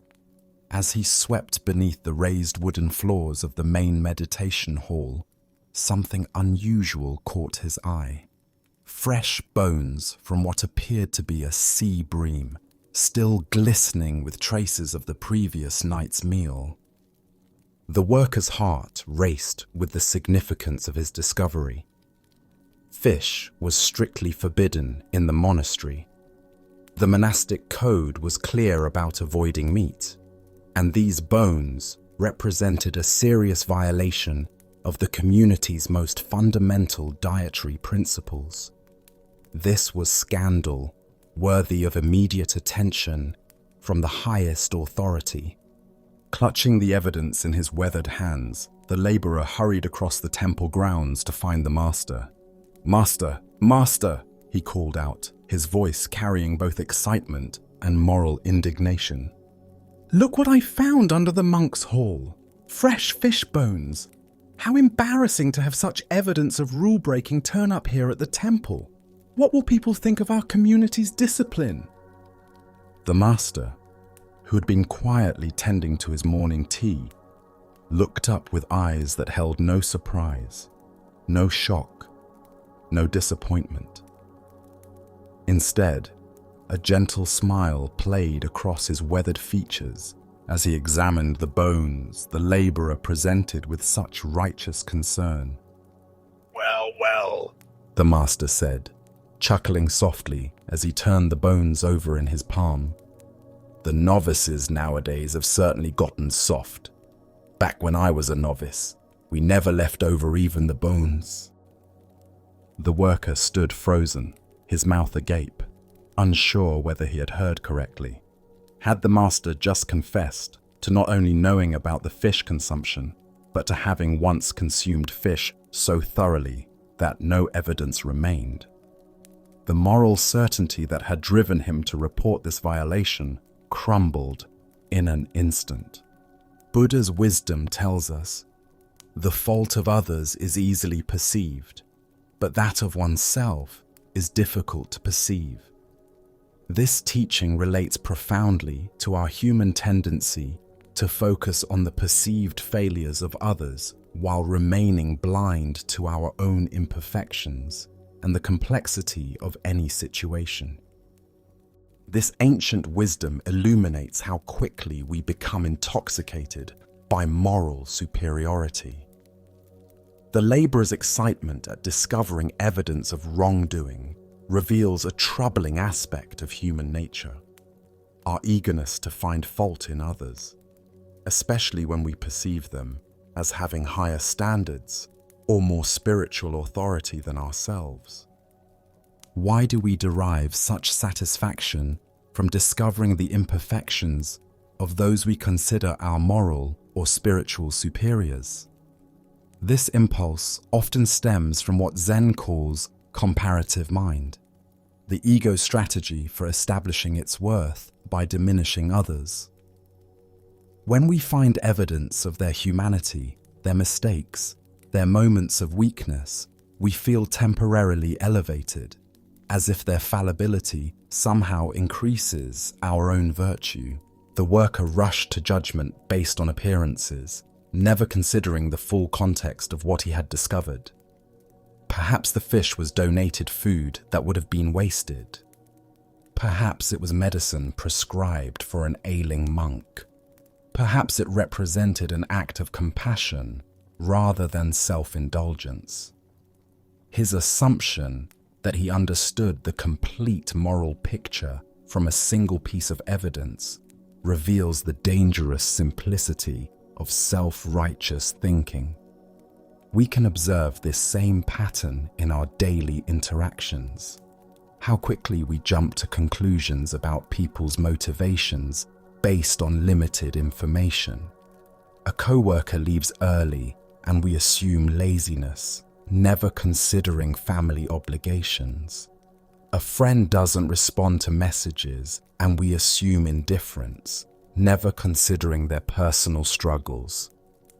A spiritual teacher makes a human mistake and we assume hypocrisy, never considering the full complexity of their situation. Zen master Huang Po taught, "The foolish reject what they see, not what they think. The wise reject what they think, not what they see."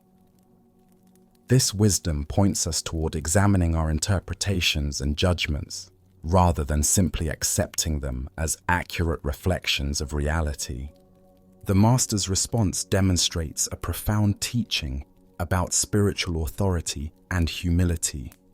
Rather than becoming defensive, denying the accusation, or punishing those involved, he used the moment to reveal something deeper about the nature of rules, practice, and human nature itself.